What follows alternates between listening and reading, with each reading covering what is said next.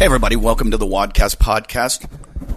My name is Eddie Ift, and I'm the host of this show. I'm a stand-up comedian that is regularly touring around the country, who also, I don't know why, but I like health, fitness, strength, conditioning, CrossFit, running, lifting, all that stuff. And so each and every week I talk to experts because I'm far, far, far from an expert. I am the farthest from an expert, but I have a thing called the internet, and I can look things up and find things out and then proclaim to know them, even though I don't. So that's what I do every week. I get some experts on this show. We talk to them. Hopefully it's entertaining. Hopefully enjoy it. If this is your first time listening, we'll go back. Go back. There's been a long history of this show. We've been doing it for years and years. And when I say we, I used to have a partner, then two partners, then one partner, then two partners. Now it's just me. It's just me. So if you like the show, you can always go to iTunes, rate, review, and comment. If you don't like the show, you just turn it off and go listen to another podcast. Go listen to one of those crime dramas that my wife likes. They're terrible. Who wants to listen to murder when you can learn how to get fit as fuck? All right. So to this week, crazy week. I was home. Rarely am I home. I was home. Went down to CrossFit Malibu to interview, meet, talk. It wasn't an interview because we've talked to Mike before, Mike Anderson, who is the owner of CrossFit Malibu, who's also on the L1 Cert staff, who's also one of the most knowledgeable people I know in the business. He is so humble. The guy's got degrees, like real degrees, like college degrees and master's degrees, and he teaches at like colleges, and he is the most humble guy. He never brags about what he knows, and when I talk shit, he just like listens and doesn't disagree with me, even though he knows I'm wrong. And he's also an amazing athlete too, and he never talks about how good he is. He's just a wonderful, wonderful human being, full of knowledge. And hopefully I kept my mouth shut enough to listen to him. He's got one of the greatest gyms in CrossFit. If you ever get a chance, go to Malibu and check out Malibu CrossFit. It's such a cool – it's not what you think when you think Malibu, like the beach and everything. It's like you're going to the MASH set, and it's what CrossFit should be. And it's amazing. I'm not kidding. It's in like – it looks like Gomer Pyle's shed from the Gomer Pyle show. It's showing you how old I am. And it's got everything you need, and it's the perfect CrossFit gym. So check it out. If you're ever in town, drop in. If you use my name in a drop in, they'll give you nothing, absolutely nothing. But I just thought I'd say it and drop my name. Be like, I came here because of the Wadcast podcast. A lot's going on. A lot is going on. Bernie Sanders is in the hospital. So is somebody else, some CrossFitter I just read is in sick or something. I don't know. You know, someone's hurt or out of the games or whatever it is. But we talk about a lot of that stuff on this episode. But I want to talk to you about some other stuff. Every week we pick a winner. You want to be a winner? I'll tell you how you be a winner. You go to our Patreon, donate at least $5. That's all you got to donate. $5 a month. And it gets you into a drawing, kind of. I'm not supposed to say drawing, but it is. It's a drawing, and you get, what do you win? You win about $450 worth of stuff. And when I say stuff, it's the Myopucks. It's an electronic muscle stimulator. You're going to plug it onto your body. You know, it's got pads that they like glue onto your body. They stick. They don't glue. And then you just send an electric current through your body. And if you turn it up high enough, if you put it on your brain, you can lobotomize yourself. If you put it on your heart, you can electrocute yourself. Okay, I just made that up, but don't do that. It says on there, don't ever put it on your neck, your face, or near your heart. But you put it on your muscles, and it pumps your muscles, and it gets all the bad blood out of there, and it fixes your injuries a lot quicker than just sitting around because it works them. If you listen to any of my Gary Rhino episodes, you'll know why. And so it flushes all the bad blood out through your lymphatic system. We also have leopard claws that come with them too. The leopard claw is the coolest thing ever. It's like gua sha wa. Well, like it is a gua sha, but I don't think they're allowed to call it that. But go Google gua sha And that's what you're getting. You're getting a leopard claw. And I think it says Wadcast Podcast on it, which is pretty cool. So together, this stuff's like $450. All you do, give $5 to Patreon. You're going to get one. This week's winner is Rob.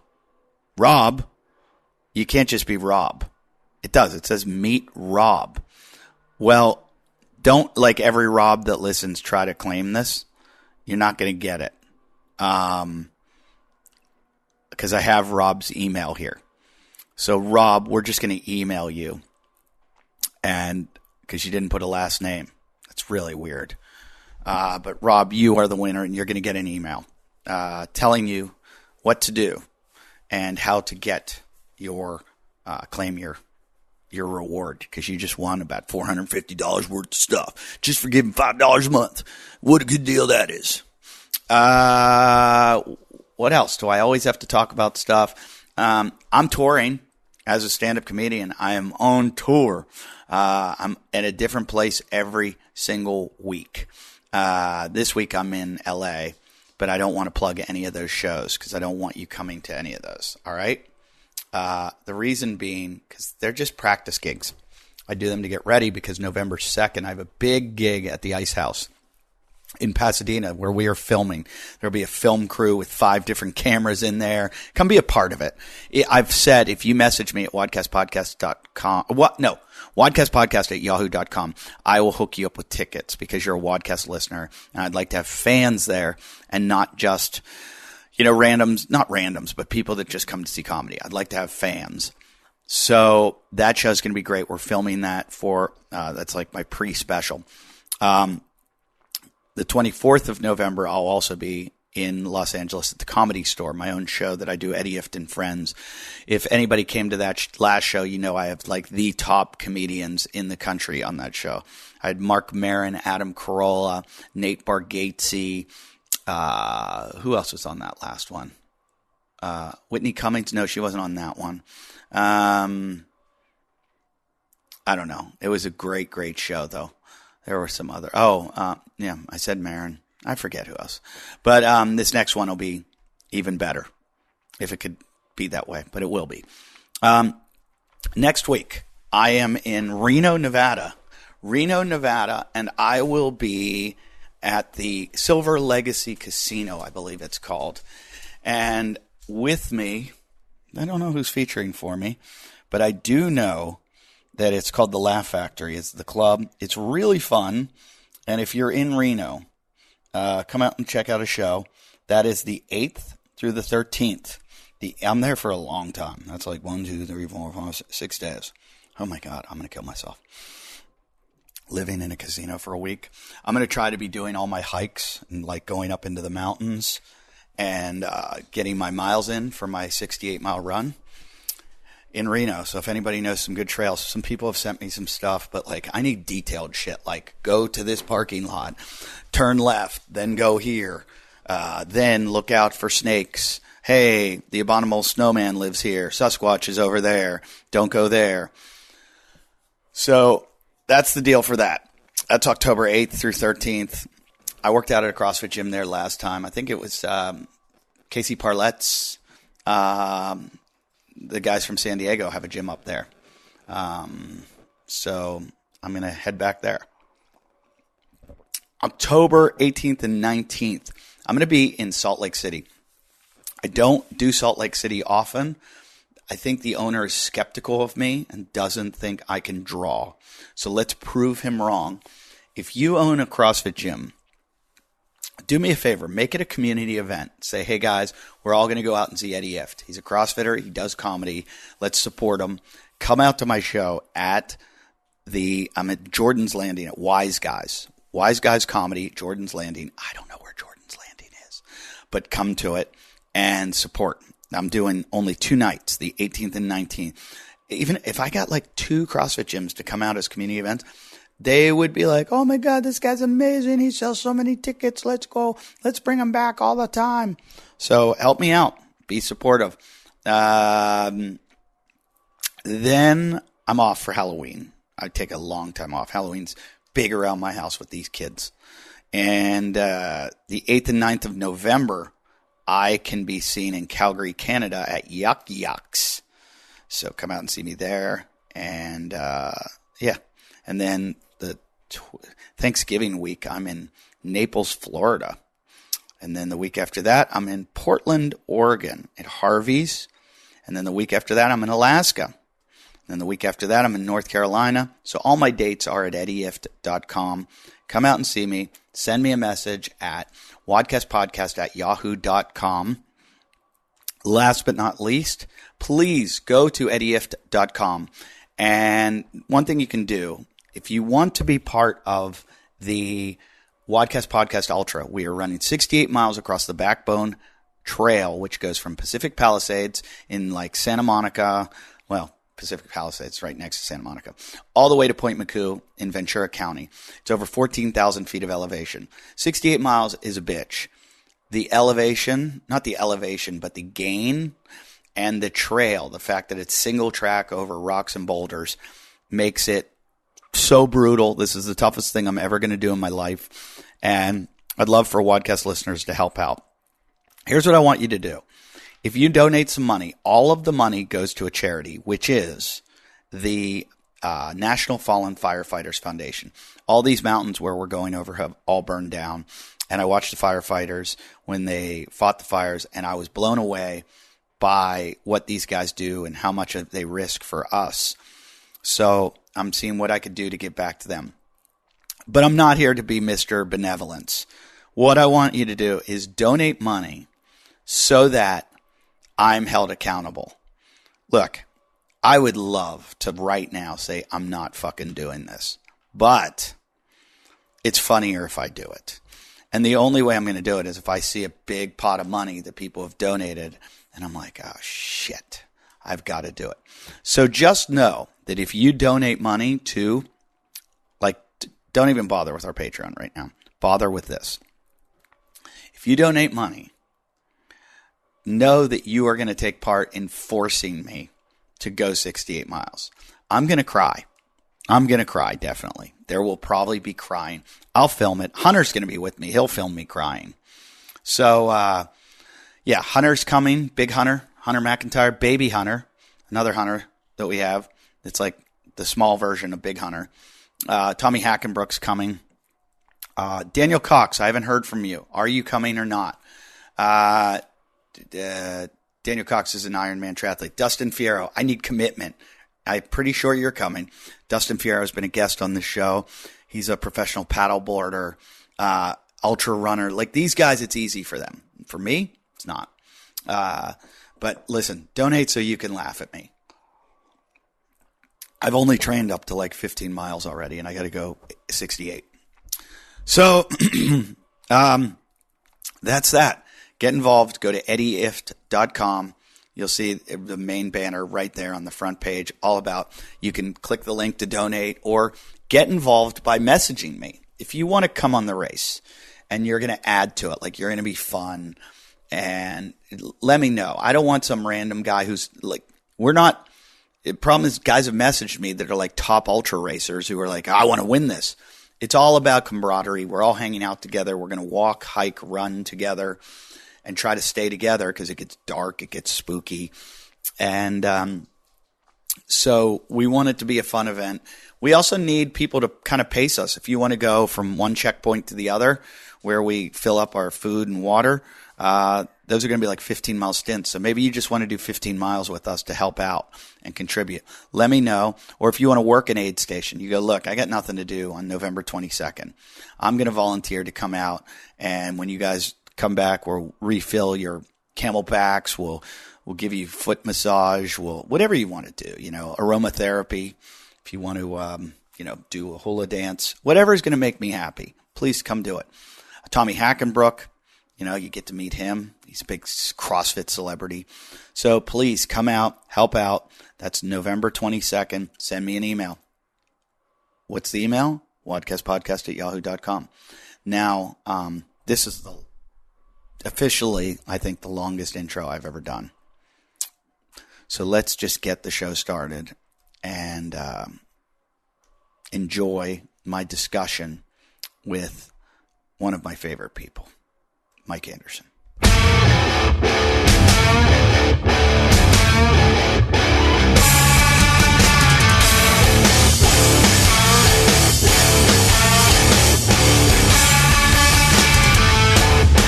Welcome to the Wadcast Podcast. I'm your host, Eddie Ift. I am here today at CrossFit Malibu. I'm in town for once.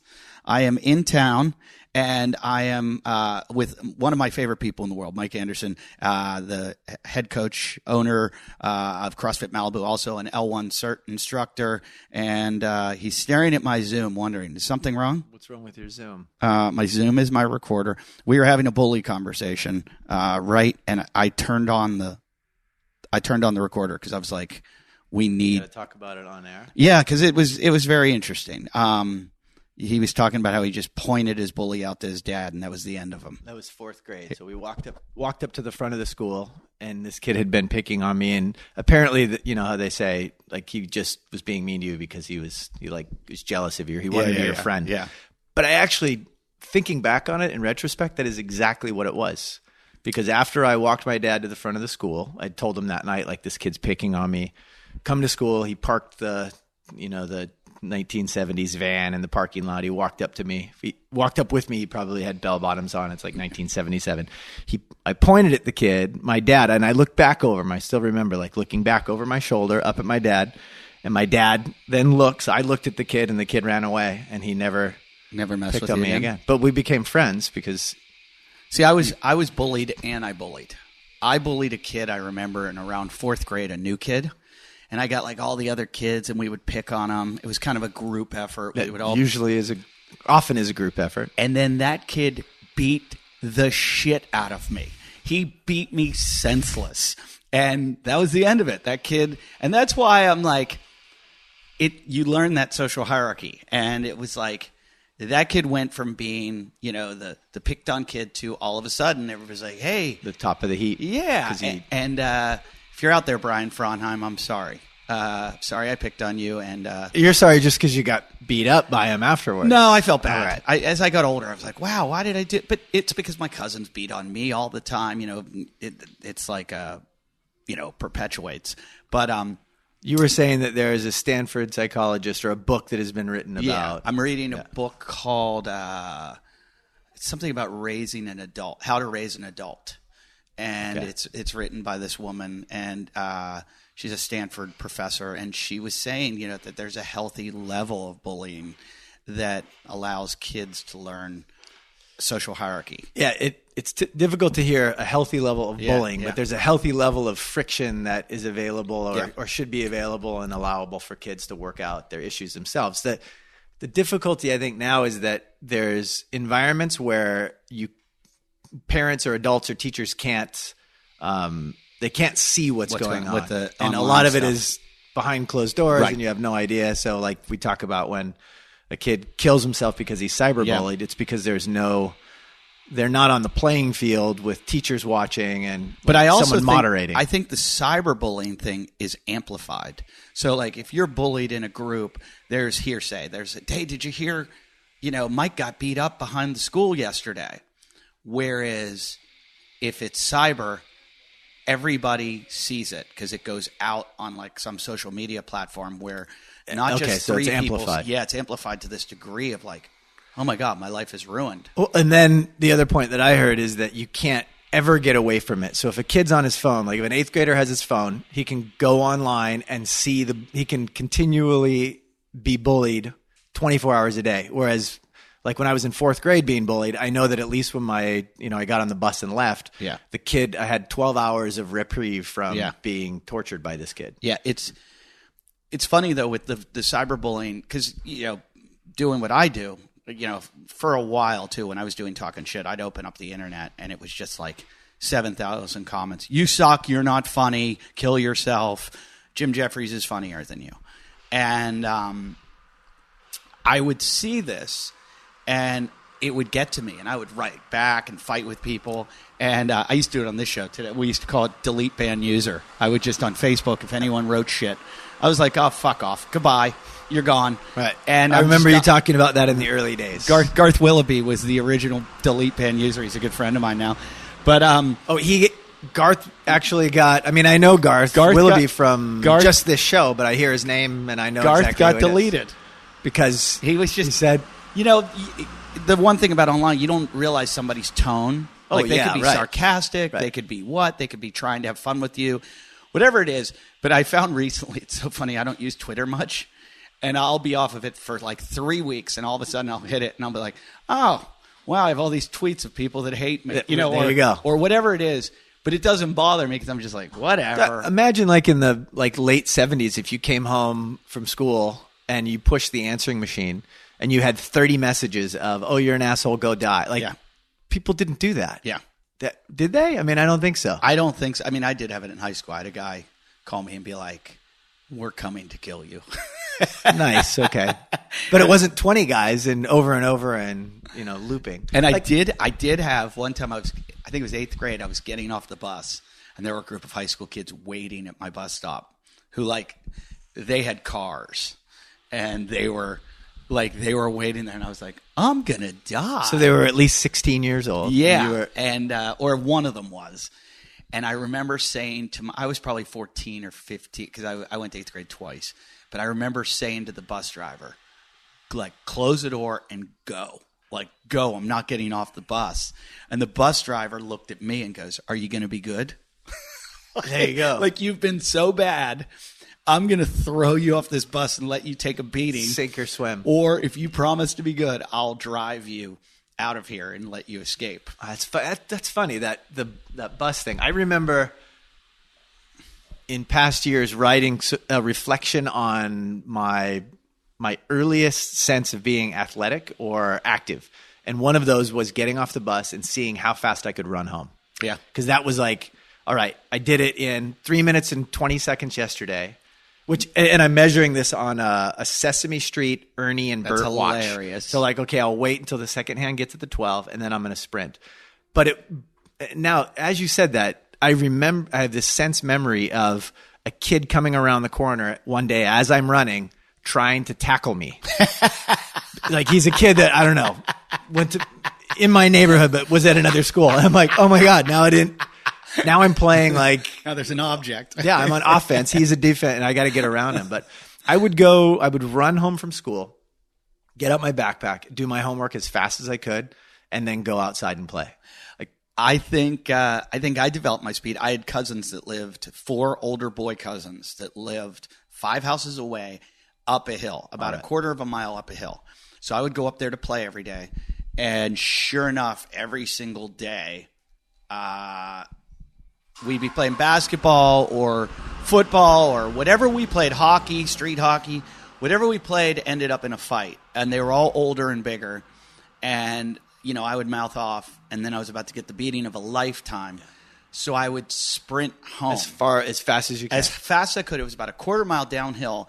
And, they say downhill running increases your stride length and also makes you run faster than you can run. Your footfalls, your strides per minute, all that kind of stuff. And I remember one time length. When I was running, someone interviewed me for a newspaper article, and they were like, "What? Where'd you get your speed?" And I go, "Running home downhill from 4 guys that wanted to murder me." Right. So you got your muscular power going uphill on the way there. Yeah. You rested, and then you sprinted.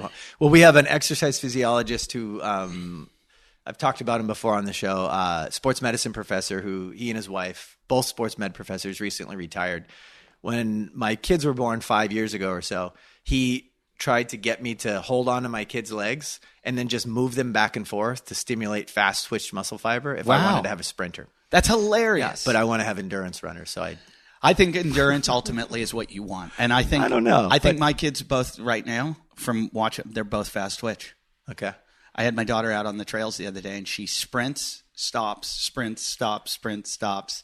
And I'm like, pace yourself. And she just doesn't have it in her. We went to Pepperdine women's soccer is this season, in the fall in the afternoons. They play games at Fridays at 3 p.m. So it's perfect to take the kids up to watch the games. And then after the games, you get to run out on the field, and it's on the Pepperdine track. So 2 years ago was the first time we went. And we watched my daughter after the game start, at the start of the 100-meter section. She runs the straightaway. We're standing back. My son stops immediately. My daughter starts running, but my My son stops. My daughter goes, like, hits the curve, comes around the straightaway, continues running, hits the next curve, goes around the curve, and finishes in like a 3 minute, like she's 3. So she finished like a 3 minute 400. And my son saw what she was doing, ran across the field to where we were, and then ran back. So basically he ran a 200 meter in about the same time it took my daughter to run 300 or 400 meters. So a 3 minute 400 meters is pretty, and it was paced. Yeah. Like she did not alter her speed except for when she was coming down the stretch or coming around the last turn when everyone in the stands is cheering for her. And she looked at, like, she just did this, like, look out of the corner. You could tell from across the field that she looked out of the corner of her eye and took off. She didn't like turn and wave, but she looked out of the corner of her, like, she knew what she was like. She knew she was being cheered on. Yeah. And then she hit the pedal and like went home stretch. That's hilarious. That's pretty awesome. I think ultimately you want that CrossFit kind of the combination of both fast and slow, being like a middle distance kind of person, which is I was just talking about this because I'm training for that run, and the long distance doesn't bother me. Really, really long. If I keep my heart rate really low. I keep fueling myself. I'm okay. It's just there's going to be lots of pain in the knees and muscles. Right. It's muscular endurance, muscular strength and fatigue and cramping and that's fine. Right. Aching. Sprinting. I got it. I've got the power. It's that middle area. All right. Where what makes you a good competitor that I don't have at all. That middle section. That middle section is what makes. I mean, if you look at most CrossFitters, we've determined this. They would not be. 95% of them would not be a good sprinter. You know, right. Dan Bailey's like your exception to the rule, and 95% of them are not going to be like like a Hunter McIntyre and have that long distance ability. But you put them in like a 400, 800 mile, and that's where they'd all thrive. Yeah, well, Coach Glassman said that the best CrossFitters are also like the middle distance runners who, 800-meter runner who could put his hands in his pocket, put his head in a bucket of water, and kill himself. to hold his breath the longest, right? Like, and clearly the hands are in the pocket so that you can't get out, right? Yeah. I've heard him say that a number of times. And most of the rest of us are like, no, I don't want to go. Well, so what I was going to ask is it the physical pain that you don't push through, or is it the mental part of? I don't know, and I'm wondering if with all my years of CrossFit, if I'm getting better at that, because I used to just have real trouble with the 400 hurdles, the 800. The 800 was impossible for me to run. I mean, it was horrible. Just the worst event. 400 hurdles might be just as bad. I challenge anybody in CrossFit to go out, set up the lowest hurdle, which is like a 30. Right, that we used to run at remember the 330? Yes. I did those in high school, right? I challenge anybody to go out as a workout, set them up. There's about 10 in the 400. And just go run it. Run your 400 and run over those hurdles. And wait till you see what happens in the last two hurdles. Wait till you see how your body starts to collapse on you. Without a doubt. I mean, it's definitely a tough event. And we'll stay on this topic for a while, but I want to talk about the decathlon that we did on Saturday here at the gym. Yeah. We're at my gym right now, so I'll show you the chalkboard next door with the 10 events. But one of the events in the decathlon is the 110 hurdles, but also the 400 meter. Yeah. Well, so, I mean, painful. I wish I'd come down for that. What was my excuse that day? It was something like I was up till 4 a.m. holding my son or something. Probably so. Yeah. Who's 3 months old. You just said something before we go to the decathlon, something I wanted to say about the running, the hurdles. No, something about beating yourself. I went to Belltown CrossFit last week. Oh, right, up in Seattle, Northwest, right. And one of the workouts that they had was you're locking out, you're doing a hold for 2 minutes in the ring. In the dip, okay, ring support on the ring support, and every time you broke, you had to do something. You had for as many breaks as you had to do two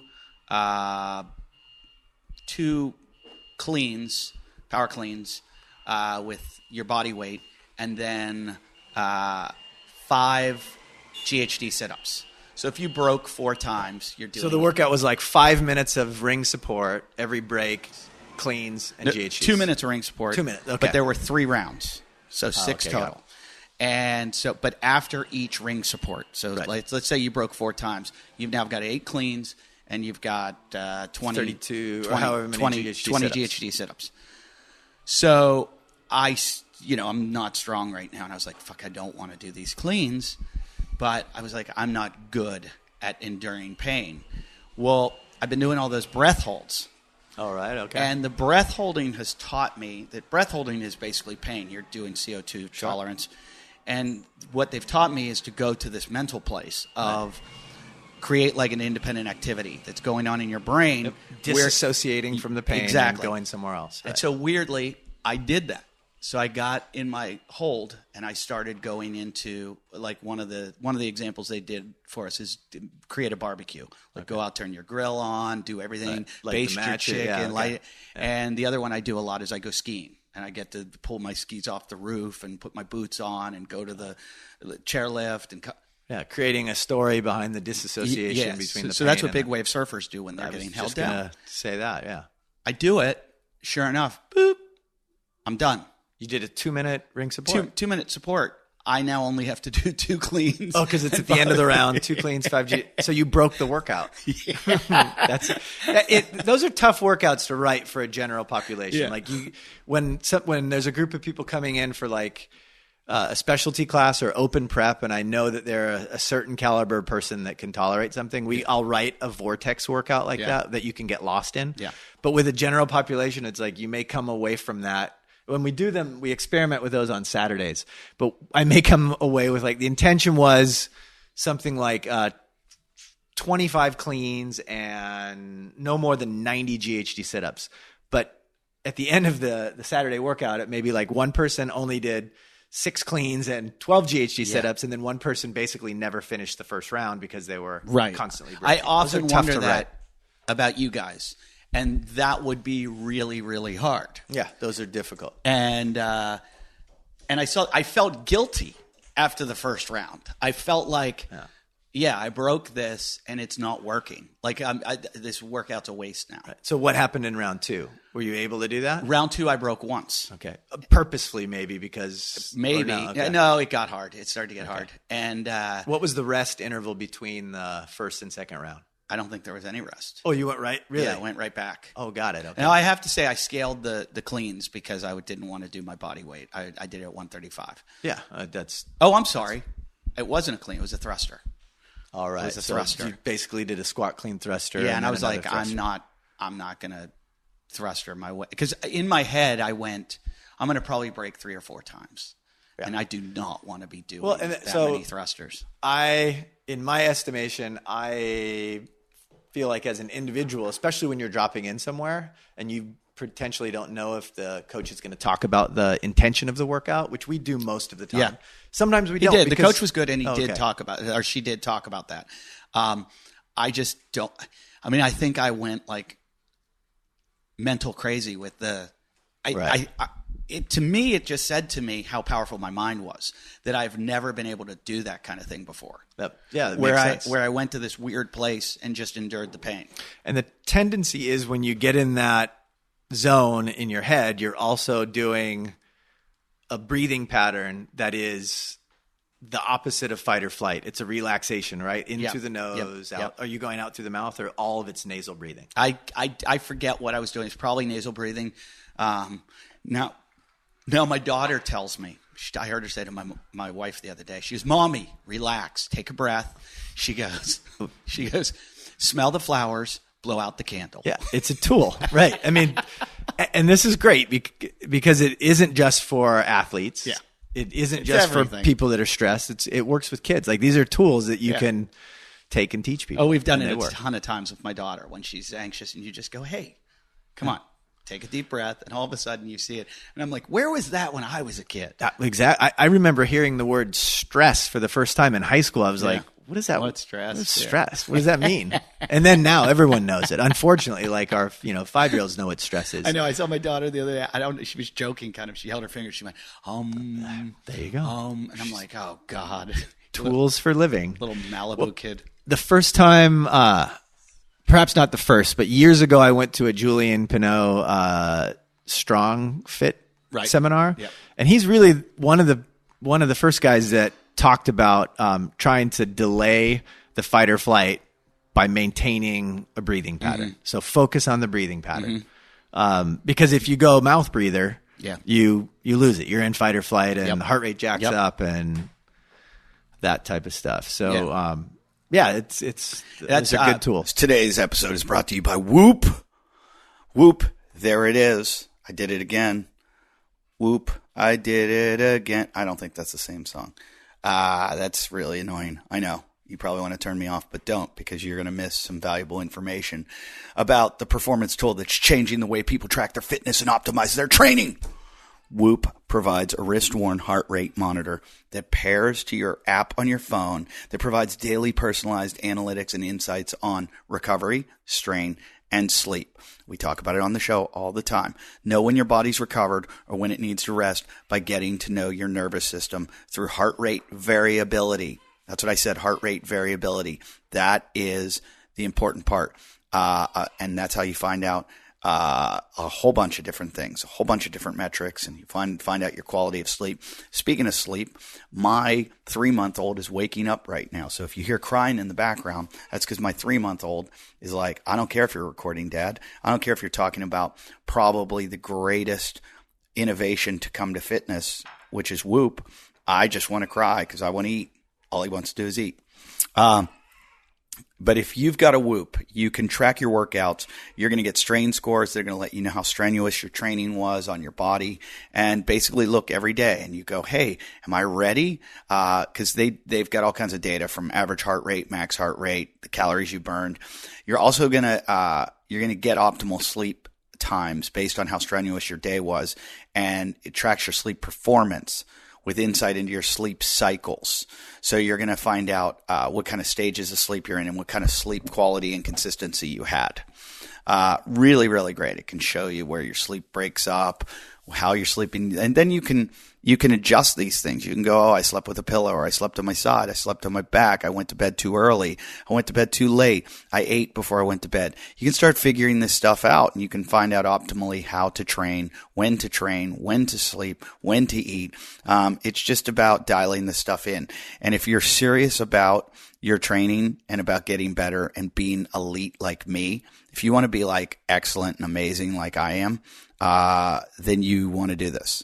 You want to just get a Whoop, put it on your wrist. It charges itself. Basically, it charges while it's on your wrist.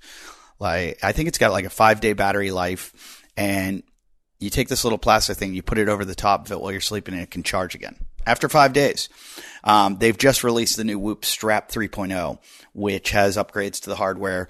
It unlocks a suite of new software features. I mean, if you're a nerd, you're going to nerd out on this stuff so much, and you're going to have too much data. You're going to be like, I now am a robot.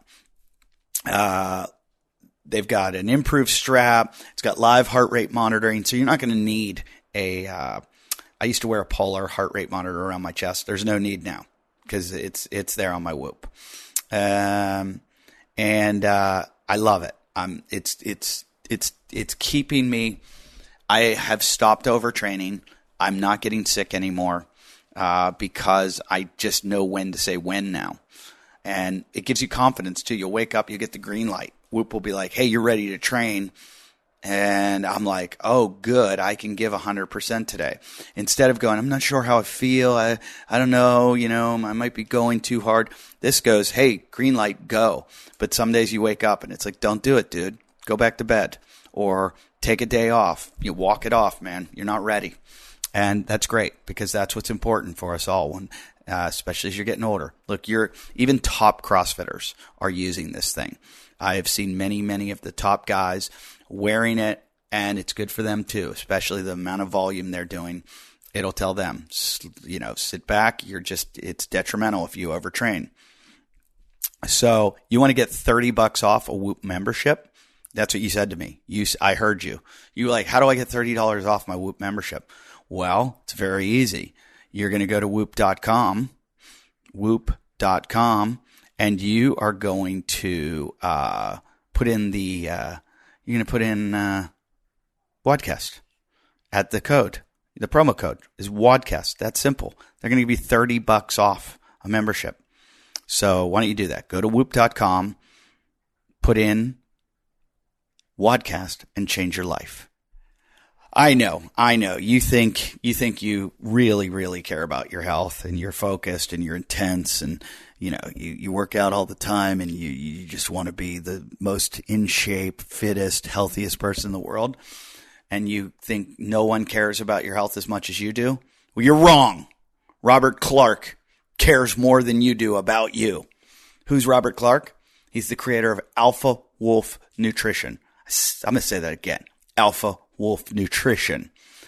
Robert Clark put his heart and soul into creating these products with ingredients that are based on scientific backed human case studies. Okay. This guy really got into it. He was like, I want to build the greatest supplements in the history of the world. And he did it. He created a multivitamin that, it's a superfoods based multivitamin, and it's scientifically formulated. It's got every micronutrient and phytonutrient. It's got, not everyone, but it's very dense in those. It can't have everyone. It's got so many things in it. I don't have the time to go into it, but it's got your amino acids, your choline, some stuff. You're not going to be able to get all your nutrients from your food. You want to, you should, but you can't. The day is too short. You don't have time to cook everything or order everything that you need, and it would take forever. So why not get it in a multivitamin? This is next level superfoods multivitamin. I mean, there's no other vitamin comes even close to this. Okay. It's not even in the same galaxy as other multivitamins. It's basically like you're swallowing a green juice. Okay. And, if you don't like green juices, well, just get the superfoods multivitamin. All right. And, they've got a bunch of other products. They've got a testosterone booster. The Force X7 testosterone booster. And it's not like the other testosterone boosters on the market. They don't use fenugreek or D-aspartic. I always have trouble with that. D-aspartic acid. So basically both of those, if you look it up in Google, both of them have been proven over and over again to have no effect on testosterone levels. But a lot of people are out there selling crap that has that in it, saying, hey, this is going to make you, you're going to be a man. You're going to be like shooting loads and benching 600, and you're going to, you're on testosterone, but you're not, because the fenugreek and the D-aspartic acid are just crap. And, even in the multivitamin that you can get from Alpha Wolf, it's got beetroot and pomegranate in it, which have been known to boost testosterone levels. So you're going to get that from the multivitamin, but then get the testosterone booster. And one way to increase your testosterone is to get a lot of sleep. If you're having trouble sleeping, your testosterone is dropping. So get the liposomal sleep aid, which Robert himself was having difficulty sleeping. And so he created this supplement. It's, the melatonin stuff that people were using, he tried, wasn't working. So he created a sleep aid that's like rapid absorption. It's liposomes are the way, the rapid absorption, it's the way it gets into your intestines, and it's delivered so it gets through your, I'm nerding out on this, but it gets through your stomach. It gets through the hydrochloric acid and gets into the intestines, and then is absorbed into your intestines. So you're going to get more of this and more of a concentration. There is melatonin in it. It's got GABA. It's got L-theanine, and that helps increase relaxation, lower stress, and glutathione. I believe I'm saying this right. I think for once I said it right. That's a master antioxidant, which reduces oxidative stress on the body. If you want to learn more about Alpha Wolf, go to their website, and it's like, educate yourself, learn, get a hold of this. Everybody needs this. Your doctor would recommend it. So go to alphawolfnutrition.com. That's alphawolfnutrition.com. ALPHAWOLF nutrition.com. Alpha, like me, the alpha male. Alpha, wolf, like the pack that I run with. I don't know what I'm talking about. alphawolfnutrition.com. Use WODcast15 for 15% off your order. WODcast15, Alpha Wolf Nutrition, and take care of yourself, take care of your body, take care of our show by letting them know that you order it because you listen to us. AlphaWolfNutrition.com. Hey, I like to change up workout routines all the time to focus on different areas. And so what happens? I haven't done legs for a while. Boom. Sore. Yeah, you know it. Too much volume. Boom. Sore. Oh, what do? I reach for my Tiger Balm Active Muscle Spray, especially for those hard to reach places. Those hard to reach places. And I'm not talking the one between your, never mind. I'm talking about like lower back, upper back, stuff you can't get to because your shoulders are too sore. Your shoulders are sore? Oh, then put on some Tiger Balm Active Muscle Rub. Active Muscle Gel. You're going to put the gel on if you're too sore. The Active Muscle Rub is awesome because you use that before workouts. And what that's going to do is that's going to warm up your muscles so you're ready to go. And when I say warm up your muscles, it's going to bring blood to those muscles that you need to happen, because you don't want muscles working and moving without blood in there. So that's the whole concept of a workout. So get some Tiger Balm Active Muscle Rub on there, and maybe you don't have to warm up as much. And someone like me, I don't really like to warm up. So bam, throw on some Active Muscle Rub. And then afterwards, I hit with the Active Muscle Gel. That feels good. That makes the pain go away. You got DOMS? DOMS is gone. Get that Active Muscle Gel on. And if you can't reach the spot, get the muscle spray. All of this stuff is available at Rite Aid, Walgreens, CVS. You don't have to order it. You don't have to put in a promo code to help me out. All you have to do is just run into CVS, run through the aisle. If you yell, "Where's Tiger Balm?" they show you where it is. You grab some Tiger Balm, pick up all 3 of these, get out of there, and then take care of yourself. Brian McKenzie taught me if you stay in nasal breathing, you're pretty much aerobic. Mm-hmm. And so when I'm doing these long runs, I'll run, like there's a lot of running, then walking, then running, especially up the big hills. Right. I'm always walking on the hills. Yeah. Energy efficient wise, it doesn't make sense to run up a big hill. Now, if you're training to run hills, of course you want to run them, but you're training for 68 miles. When I go to the hill, I'll go, you know what? I'm going to take this. I'll go up the hill as far as where I feel like I'm going to go into mouth breathing. Right. I'm going to stop it, slow it down, back off. Or even at the top of the hill, I'm like, you know what? I know I can crest this hill with running now. So I can take a little bit of the hill where I'm not going to push it too far, because the whole idea is I want to keep myself in that aerobic. Because if I start going into anaerobic, I'm going to crash and I'm going to bonk. 24 hours. Yep.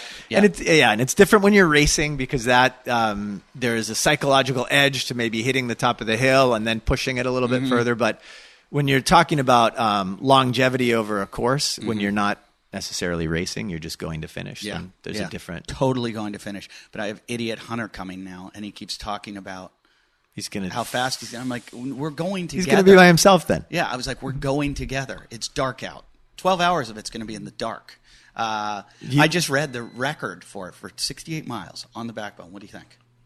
Let's see. 14,000 feet of elevation. Yeah, that's a lot of elevation gain and loss. But you say that if you finish in 24 hours, it's 21 minute miles. I think someone's probably going 9 minutes, so about 11 hours and 5 minutes. Holy shit, that's a good guess. About 11:20, I think, was the record. Okay.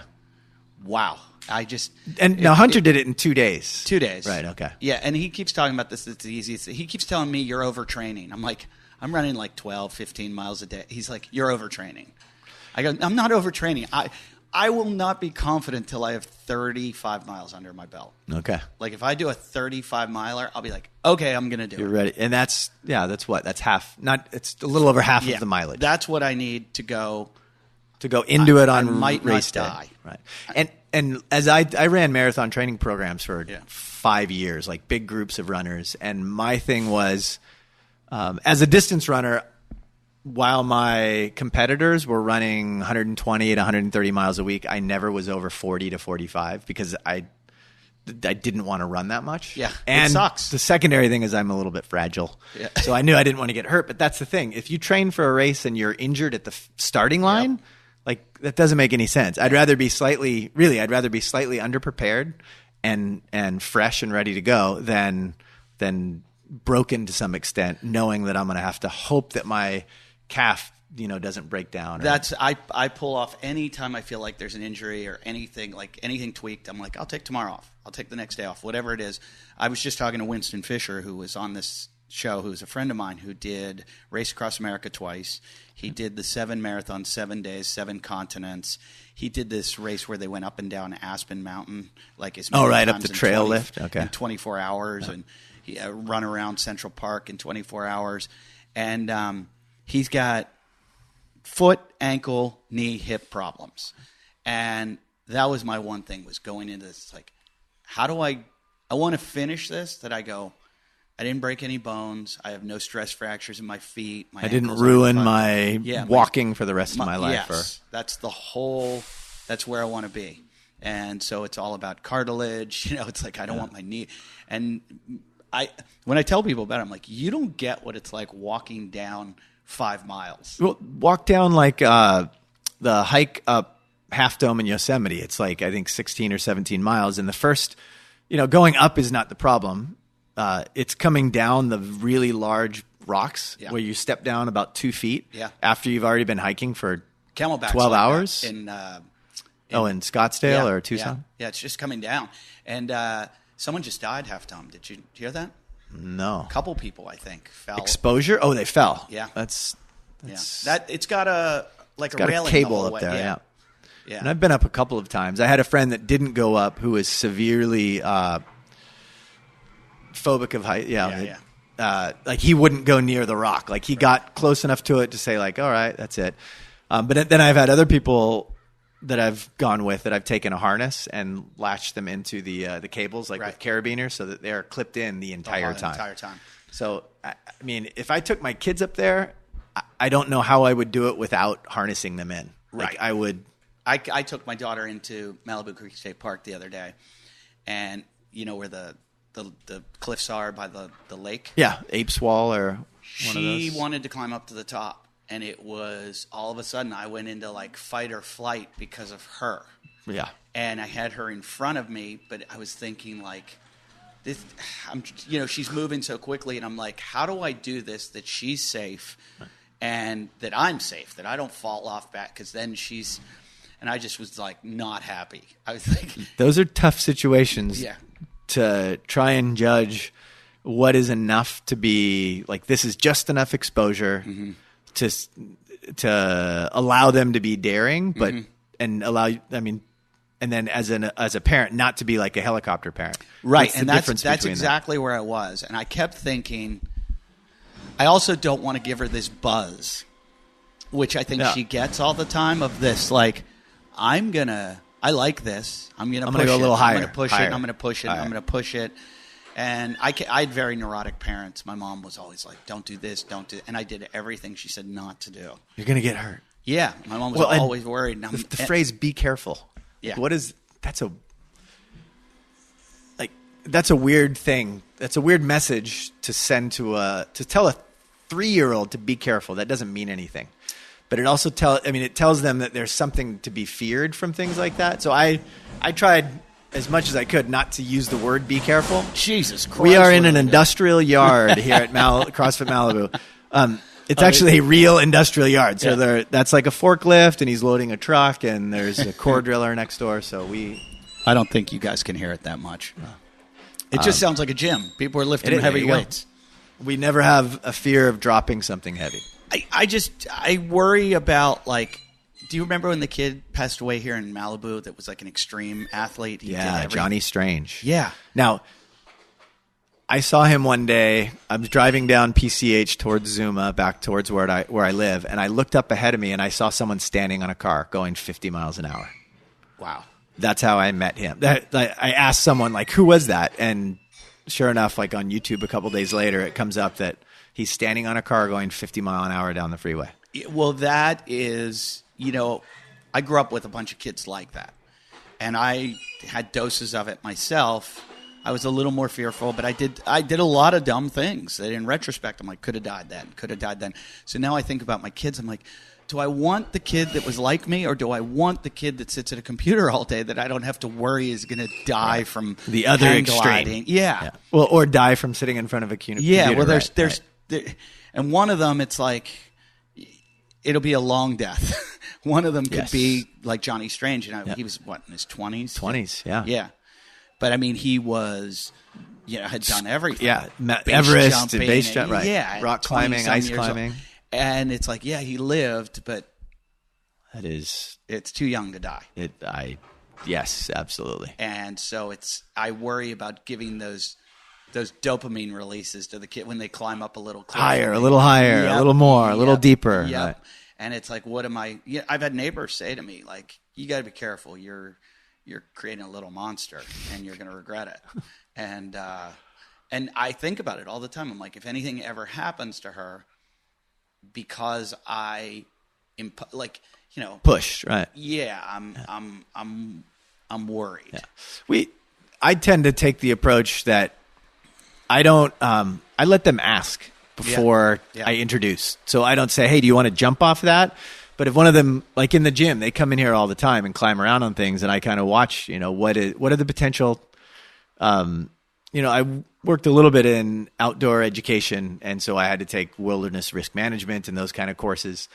So like I'm always owning a gym, like I'm watching someone doing something. I'm like, okay, what is the pro con of this? What's the best case scenario? What's the worst case scenario? And somebody told me this when you're in front of it, like, what would the judge say?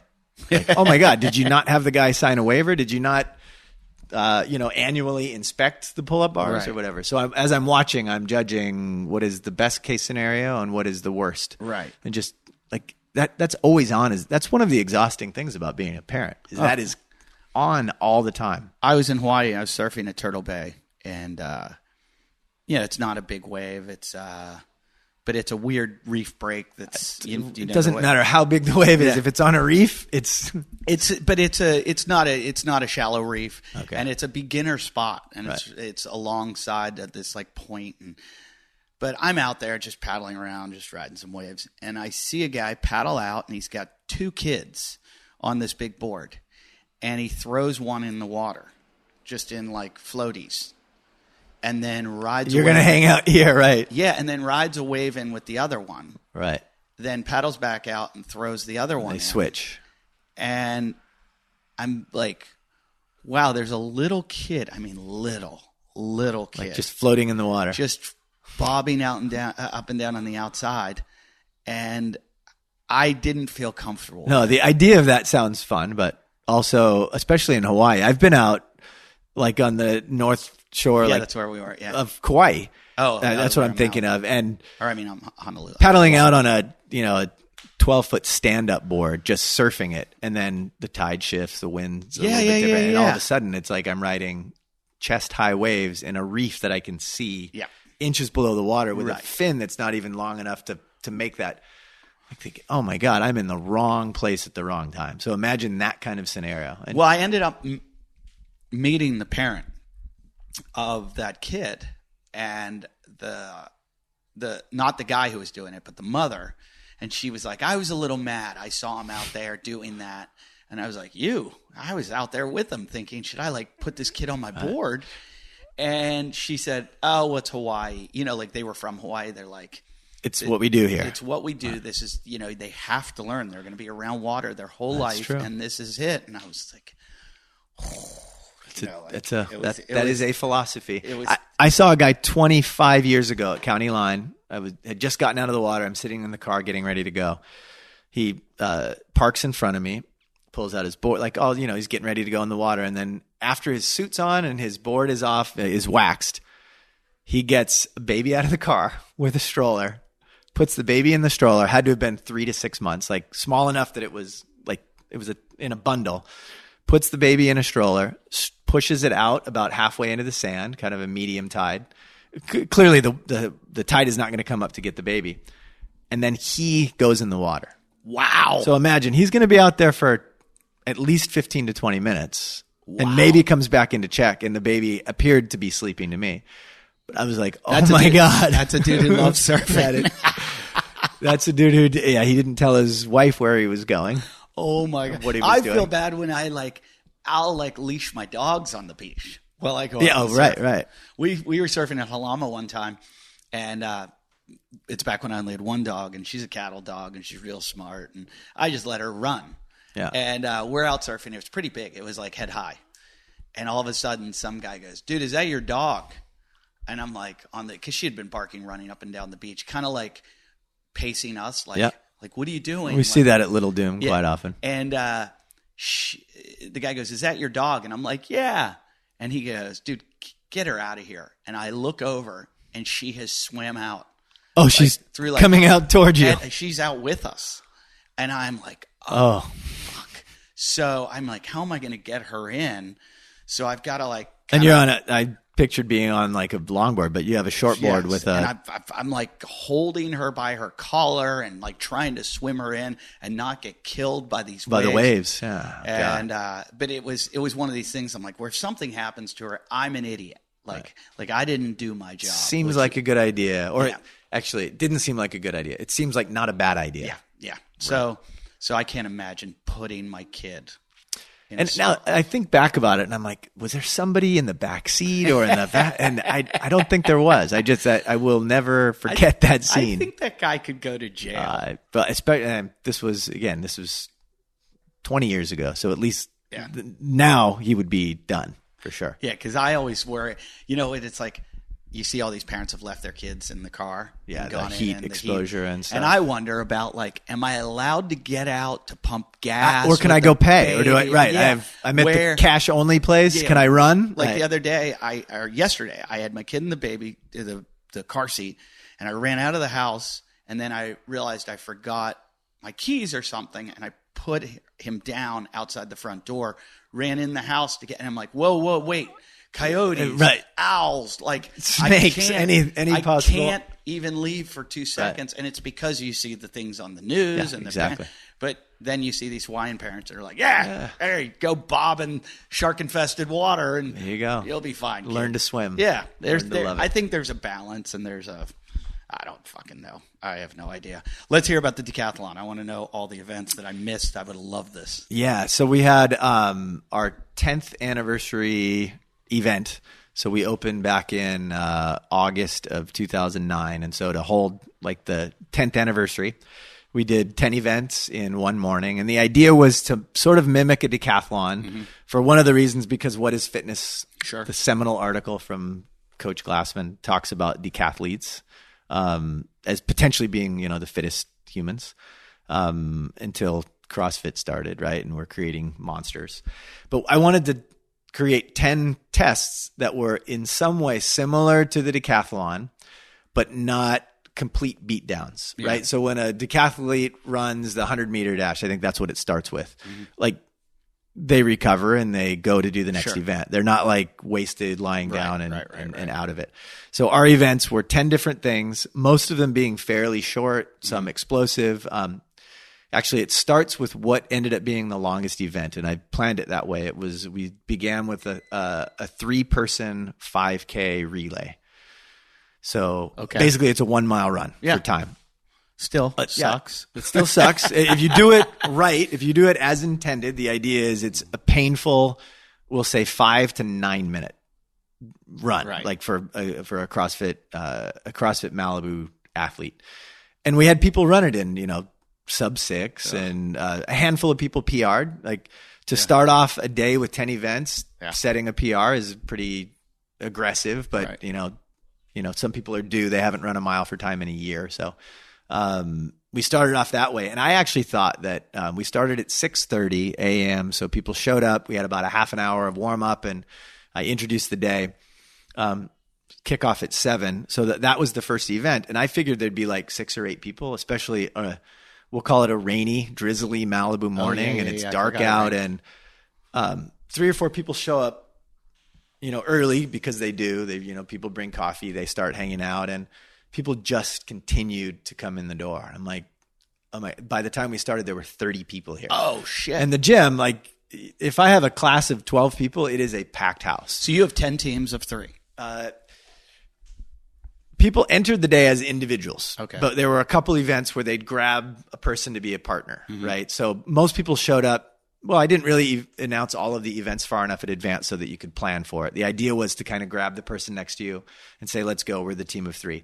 I'd say 3 or 4 events out of the whole thing had partners or a team of 3. And then 6 or 7 of the events had just individuals. So first event, mile. First event, 3 by mile run. And of course you could row or bike if you were prevented from running.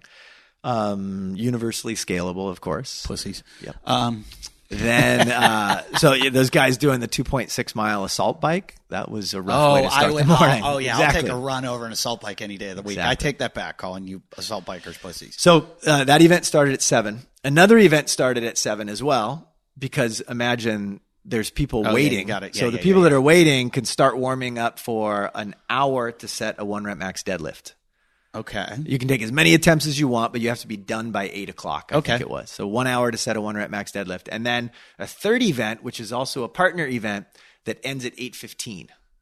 And that is a partner Fran. With the 21:15.9. 21:15.9 of thrusters and pull-ups, so 90 reps at regular prescribed. That'd be fun.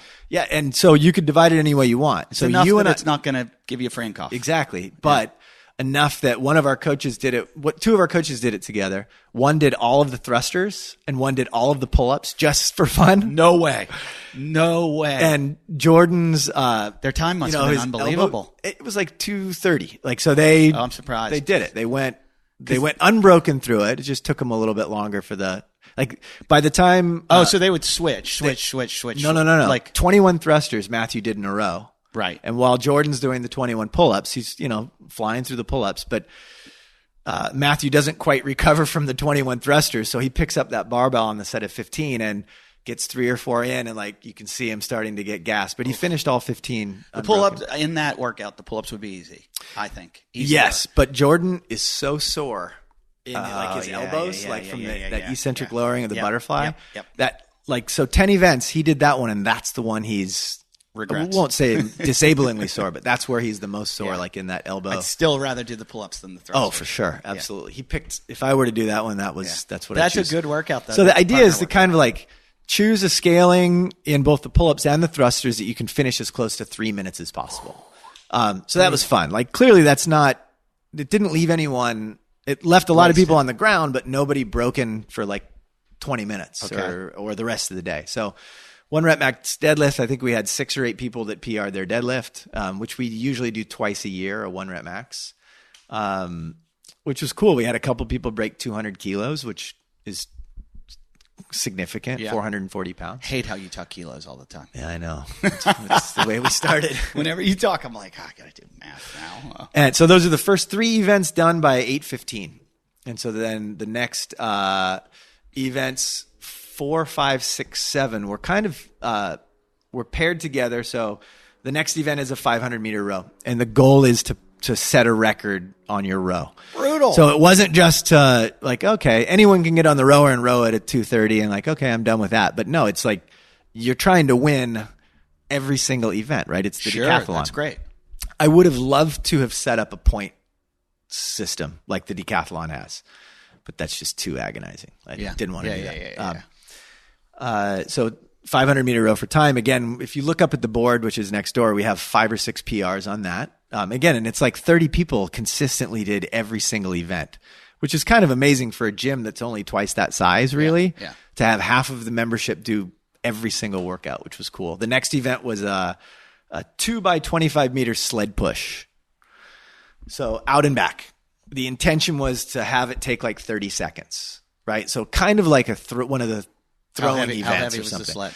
Well, that was the thing. It was raining. Oh.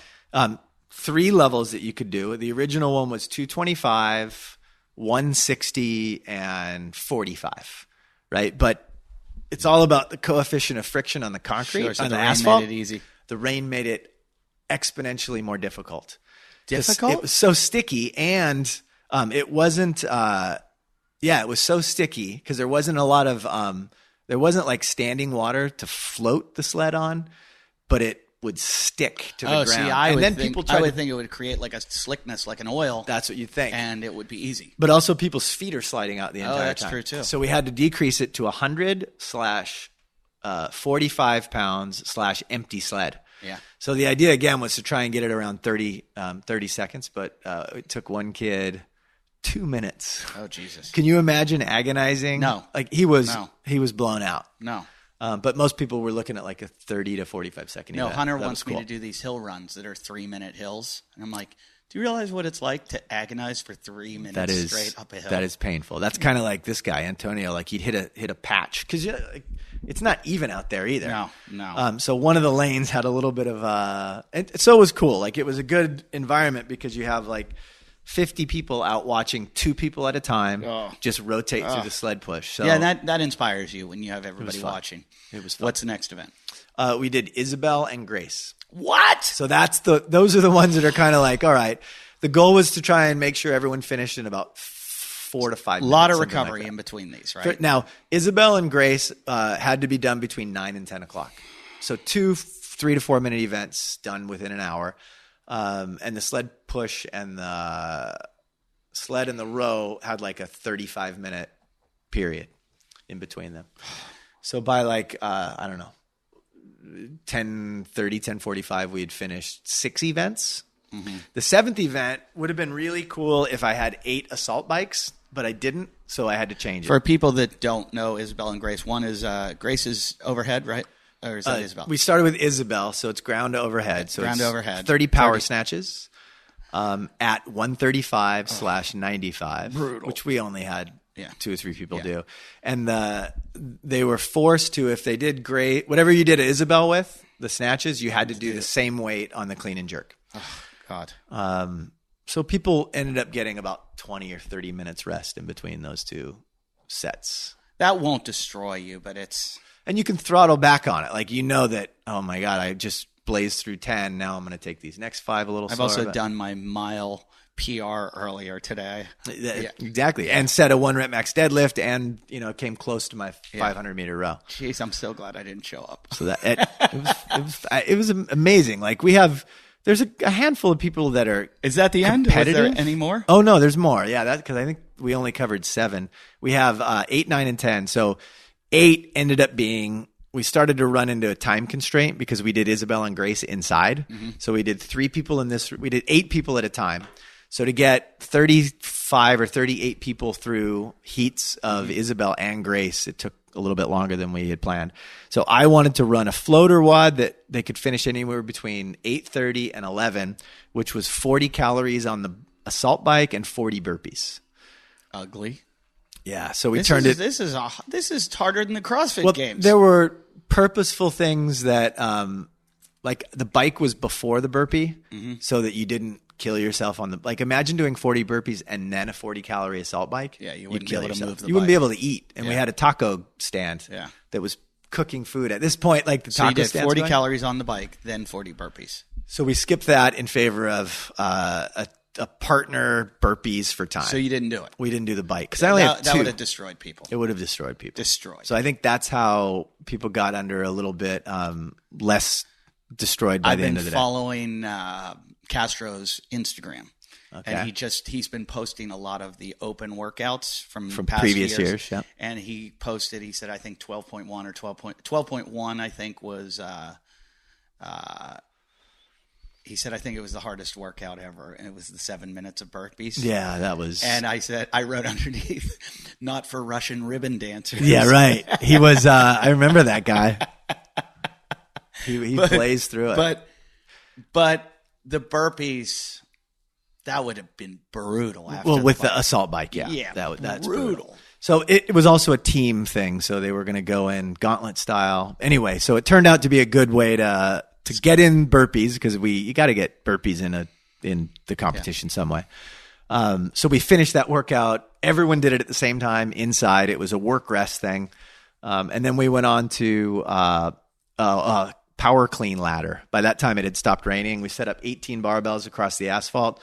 You could start wherever you want and you could continue as heavy as you got. And you just missed. If you missed, you were out. I love those. So it was like Let me ask you, a lot of PRs in that, huh? A lot of PRs. Yep. Everyone's like just amped. Yeah. And the energy around and like people are ready to go. If you're a coach and you want to get your clients to PR, set up a ladder like that and you will see it happen. And it's just, I think it's out of like the focus and the getting to step up to the next bar, like think about it. Next level. You're not out of it. Yeah. Every time I've PR'd, it's been like and that. not a lot of time to think because you had it's on the 30-second mark. Oh, wow. Which was Even on cool. the 30-second. Yeah. Wow. Yeah. So we did that. And then the final workout was the final event ended up being a partner workout where it was a farmer carry, 200 meters. Out to the new shopping center where there's this amphitheater. Mm-hmm. So they raced out to the amphitheater with their partner and they had a kettlebell and a dumbbell and they ended up doing something like 20 reps of 4 movements each. And then they came back and it was perfect because 20 reps of 4 movements, 20 reps of single arm dumbbell push press, 20 kettlebell swings, 20 goblet squats with the kettlebell, and then 20 dumbbell snatches with the dumbbell again. So they had to share the equipment and go back and forth. So there was a little bit of communication, and it was just a fast kind of workout. It took like 8 minutes to jog out with the equipment. But the whole idea was to get the entire gym out to the amphitheater, like on the corner on a relatively busy Saturday morning where there's a Blue Bottle coffee on the corner. So we have all these people out. We were advertising, exactly. So as we showed up, people start looking, the crowd congregates, and 2 maintenance guys come out. And 3-4 minutes later, the 2 guys in charge of the shopping center come out and they're walking around looking. They're not going to walk up to people that are working. They're looking for someone in charge. Right. So I was staying on the other side of the amphitheater. And by the time that they were ready to say, hey, you guys got to get out of here. You're not allowed to be here. Everyone just took their equipment and left. So like the workout was over. We came back, crossed the finish line. 3 new members. 3, yeah, exactly. And we've got some good social media pics and videos from that. Event's over and the taco truck was ready to serve carnitas and carne asada. And nice. Cool. I really wish that's one of those things I would have gotten. I would have done everything and been like destroyed the next day and been like, why did I just push it so hard on that? It was really good. And, it's tough because it's basically like a Friday Night Lights scenario for the open, but it's, almost every member of the gym that was here in town was here. And everyone brought somebody, right? So there are spouses that, don't know where their wives go in the middle of the day because they come to do a workout here and they can't get their husbands to join. It's also some of those workouts, when you do something that's such a short workout, it's like you're not destroying yourself. If you're doing I mean, the mile would destroy you, but the mile, and a couple of them could if left on their own, but everyone goes into it knowing you have to maintain the certain governor. Like you're going to go at not 100%, but you're going to go at pretty hard. Like I tried 90. Decathlon in college, just a taste of it. Like they looked at me and they just went, "You're never going to be this. So let's see what you can do in all these other things." And it was like, you've got a pole vault. Pole vaulting is one of the most difficult things in the world. For sure. I went out as how old was I? I was either a freshman or a sophomore in high school, and we didn't have a pole vaulter, so I went out with the pole on the event day, and I had an event to spare. You can do 4 or something like that. I think 3. 3. I qualified the first height, like with the pole. Like, all right, you just run, you stick it in that box, and then you throw your feet up in the air. And at like 115 pounds, I didn't get the thing to bend at all. I cleared whatever it is, like 8 feet. But talk about athleticism. For sure. I mean, there might not be anything that's more have an example of true athleticism. No, except for Dutch canal jumping. Have you seen that? Oh, yeah, that's crazy. Where they climb up as the pole goes in. It has the athleticism and the daredevilness of like, I'm going to hold on to this pole until it falls as far, because it's for distance, I think. And then they jump off the pole. They climb the climb pole it while it's stuck in the mud. Yeah, it's pretty amazing. Cool. Pole vault is, those guys are pretty awesome.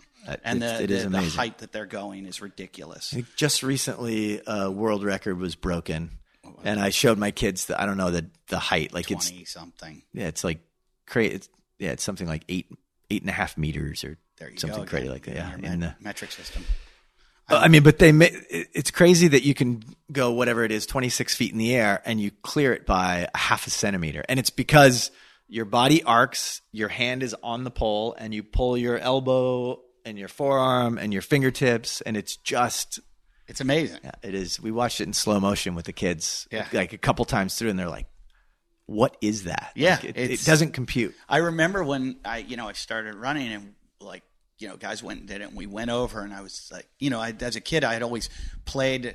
We used to like dunk kids in the pole vault, the where you stick the pole. It would always be filled with water if they didn't put the board over it, and then you would like dunk a kid in it, and swirly. Yeah, they did it to me. I remember at Pitt football camp when I was a kid.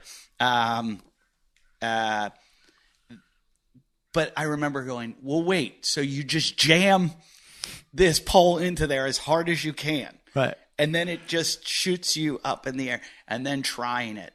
It's right foot down, the middle leg, right? Like all of the mechanics of that movement. Yeah. And that's like cool. a leap. Pretty creepy. Yeah. And you look at someone like, I've tried a number of times to get a hold of like the top decathletes in the world to have them. I'm going up to Oregon in December, so hopefully I'll get one of them on the show. That's where then. some of them exist, yeah. for sure. And just to talk to them about their training. I used to watch them train when I was running, and they pretty much do everything we do. Okay. As a specialist, as a hurdler, they do everything I do, plus everything else that everyone else does. Yeah, everything. And I just couldn't comprehend how they did that. I was like, how are you semi-specialists in 10 different why domains. Are you doing so many things? And my one claim to fame in life is that I looked back at like Bruce Jenner, when Bruce Jenner was 76 or so. I looked at all his times and scores, weights, and I was faster than him in the hurdles. In the 110. Yeah, so I beat him in the 110 hurdles. All My right. best time beat his time, his best time, and that's my only claim to fame. Mine is that I beat Austin Maliello in the marathon.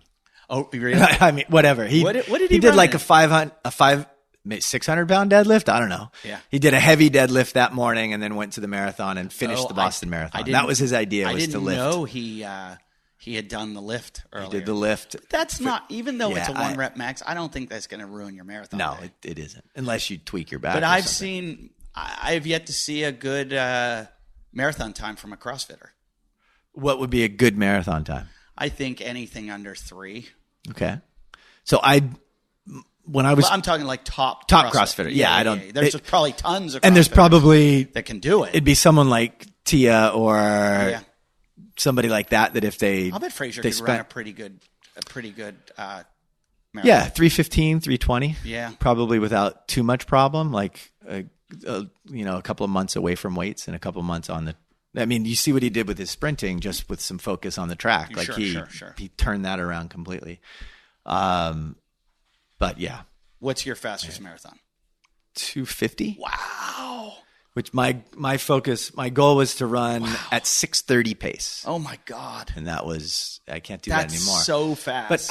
But it showed me, like I teach a course at Pepperdine that's neuromuscular adaptation to training. And what we know is that if you train specifically, you get better at things, right? But CrossFit has thrown this on its head. Like, let's not bench press and see how good we get at bench press. Yeah. And like there's transferability to all that kind of stuff. Yeah.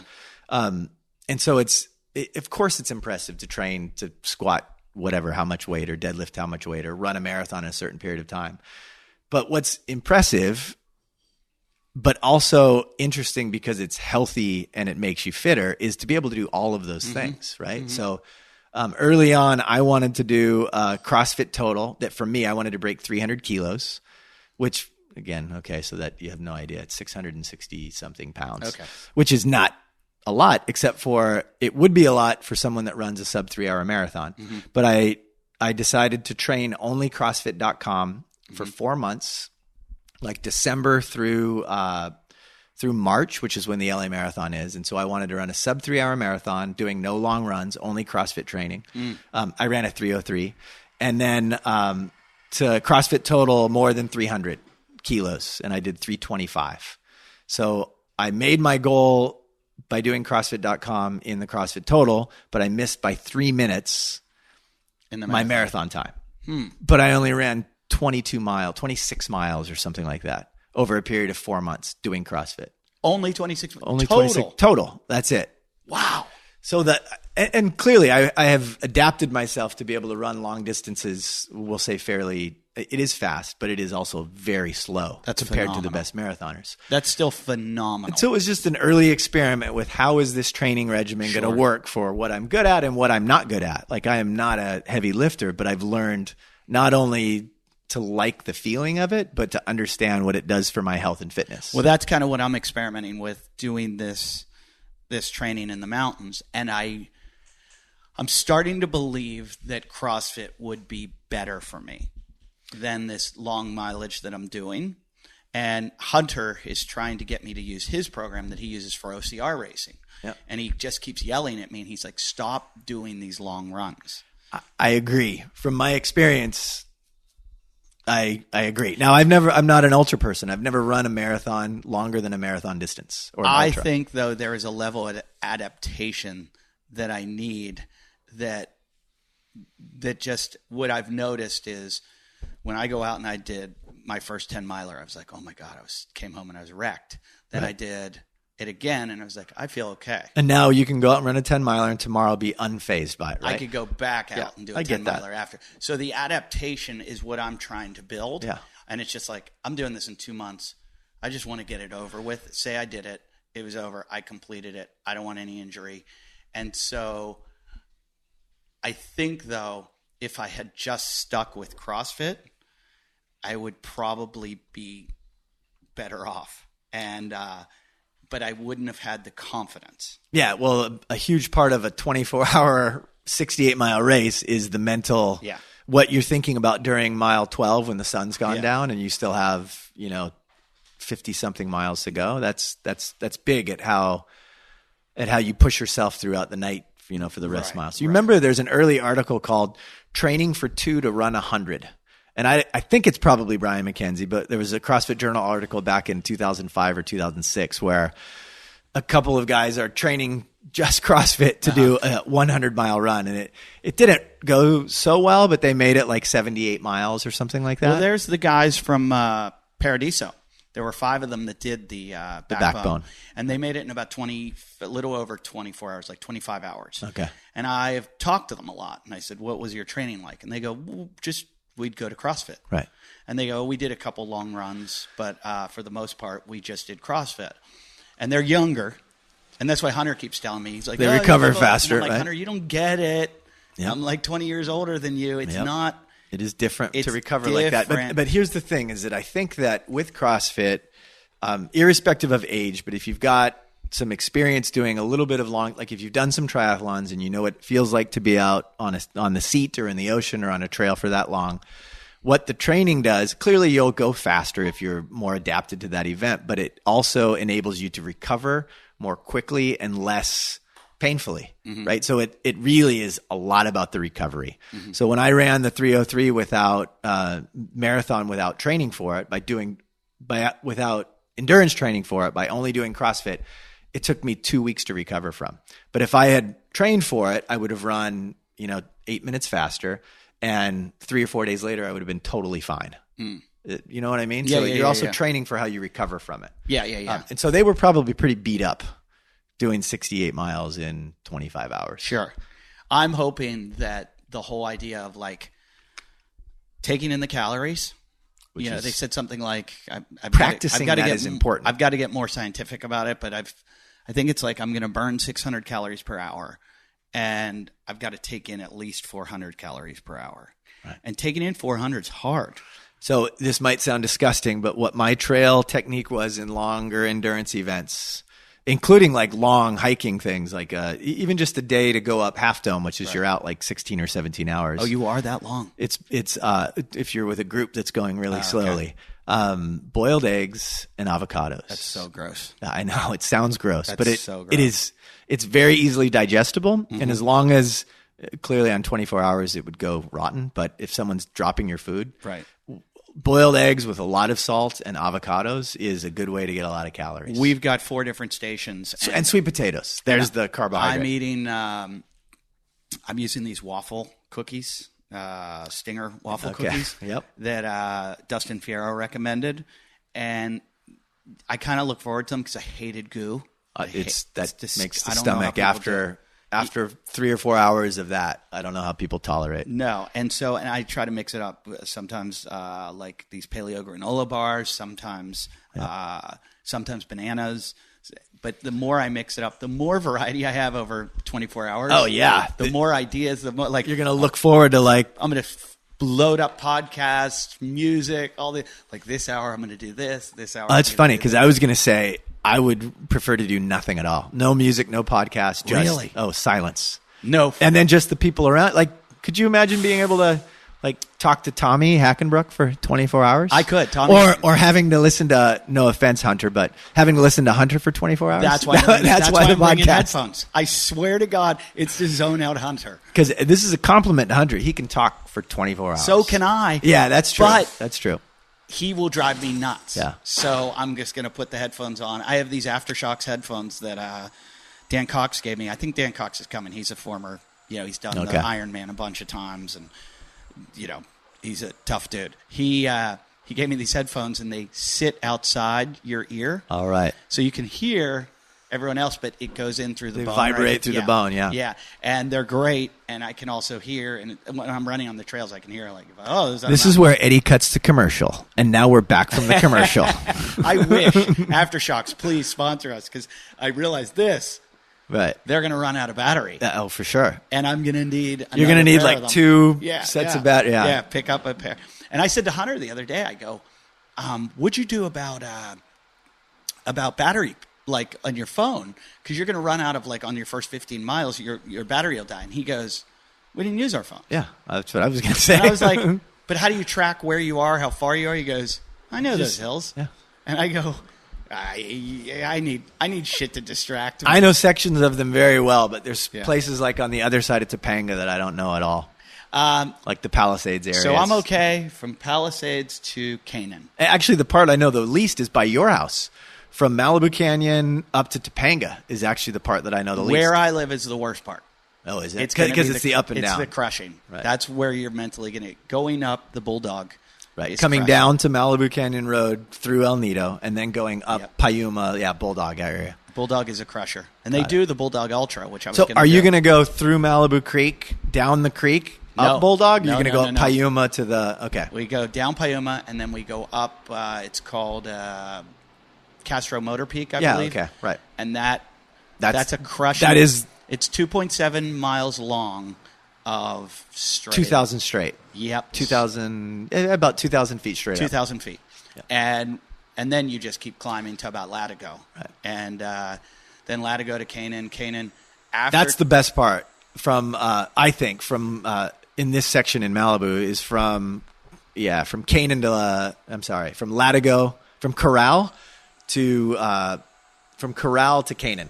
Because that's all single track. I just did that 2 days ago. That's great. It's good biking, too. For sure. If you ever mountain bike, go up there. But what scares me is once we get to Mishimowa, do you know where that is? Wishtoyo?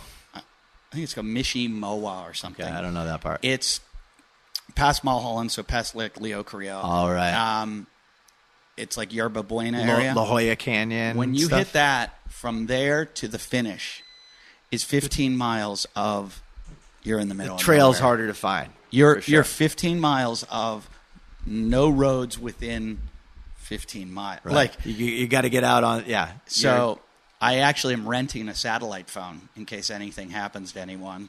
Because phones aren't going to work out there. Nope. And that's the one. That's the last 15 miles. That's gonna be cool. And there's no. If we were in the Palisades in the last 15 miles, something happened. Going the other direction. That's easy. You just walk to call somebody's house or something. But this is we're out there. That's going to be good. It's going to be epic. Okay, changing the subject. You went to Whistler. Oh, I did with the 10-plus affiliates. See my stickers right over there on the... So you were more than 10 years in CrossFit. Years. How many were there, 80? No, 193. Wow. Oh, wait, 193 people were there. But how many CrossFits? 800. Have made it 10 years. 800 gyms have made it 10 years. That's way more than I thought. Yeah, 800. And people talked about, we're going to do this next year. But next year, I don't remember the numbers. You can look it up. But it goes from 800 to 2,370. So it's an exponential growth in the year, like between 2009 and then it continues to expand. I just saw some posts of people, and I know Armin was there. Armin did an interview that was with Greg after the talk. What are they, best friends now? It was good. Yeah. It was good. It was representative of what Greg talked about during. Was it a live interview? Like people could sit and watch it? No, that was not. I think that was in his room. Yeah. Okay. How was it? What did you guys do? It was great. My entire family went. So nice. We went up on Beautiful Wednesday. Place. I've it was been there great. A bunch. We canoed. We went hiking. My kids had never seen forests.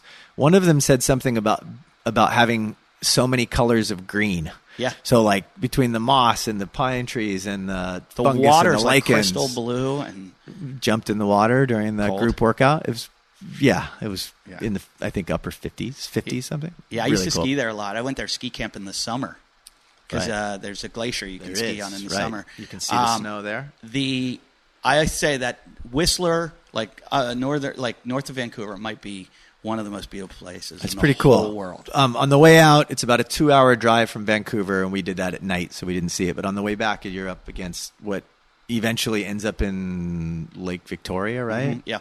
So it's pretty amazing setting. And lots of granite everywhere, so that's cool to see. So we did a lot of stuff with the family. That was fun. And then, the events were very simple. They had a couple of breakfasts, a couple of dinners, one talk, a couple of workouts.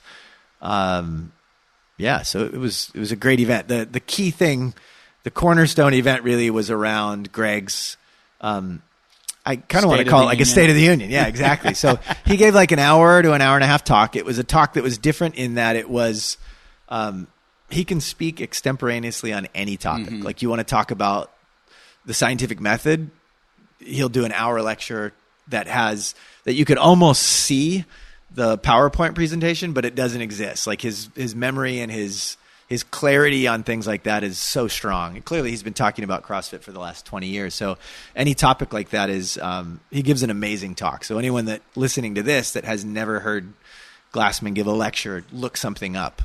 There's a lot of them out there, but this one he actually put to a PowerPoint presentation. So it meant that it was like thought out and organized. And basically it was a response to an affiliate owner that says, why am I paying my affiliate dues when you've just canceled your Facebook and your Instagram account? Aren't you supposed to be marketing for me? And his entire talk was, it related to the legislation, the lobbying, and the efforts that CrossFit does on behalf of the affiliates, enabling us to continue doing what we do without people getting in our way. So things like that. And that it was completely. What's the old saying? You can feed a man, but if you you can feed him for a day or whatever. But teach him to fish, and you can feed him for a lifetime. I feel like that's Glassman's kind of thing of, I'm not going to feed you. I'm going to teach you how to fish. And he's going to tend the garden that exists and allow you to continue to do that. I went from eating animal products to like the vegan garden analogy for the vegans out there. So the idea would be that, he's maintaining the playing field so that we can continue playing without people getting in our way. And so it's like governments and policy. He said that years ago. They said, how do you see CrossFit in the next 10 years? And he said, lawyers, lawyers, lawyers, and more lawyers. Yeah, he says, I love my lawyers. And he's got legislation going on, I don't know in how many states, at least 20 states ongoing. He's basically pinned the National Strength and Conditioning Association, the ACSM. I mean, there's stuff going on. And it's to protect our ability to train people without licensure, sure, without being silenced. Now, I think CrossFit has lost one single, don't quote me on this, but I think one single lawsuit, and that was in Florida, protecting the right for a CrossFit gym coach and owner to talk about nutrition. Oh, I saw where they had been having trouble. Exactly. So they lost the suit, and she isn't able to say certain things or make certain claims about nutrition. And Greg, a number of years ago, saw this writing on the wall. So he contracted with a production company and we'll say some sort of chef or cook that if you see CrossFit.com now, once every 4 days, there's a recipe. There's a dish that's made online with no ingredients listed, no instructions. It's just a picture of somebody of these hands making a gourmet meal that just so happens to be carbohydrate restricted. They're all keto meals, but he's basically telling you, eat this food and you'll be healthy. But he's doing it in a way that he could never get licensed or legislated against. It's like, I'm just going to make a suggestion that you make this food. That's hilarious. And it'll be good for you. So it's kind of his way of some people look at it and go, what the hell is that? I can't believe that's legislated, though, that you can't give advice where you have to be legally licensed to be a nutritionist. It's like, well, can I tell a friend then when a friend says to me, hey, what should I be eating? And I go, eat some greens. Right. Yeah. Am I not allowed to say that then? Am I because I'm... And every state has their own specific things, and it's all based on groups that want to have control over it, but they also, they want to not only have control over it, but they want to be the ones to establish what the guidelines are so that they can sell their products. And it's also a lot of the moral, superiority of...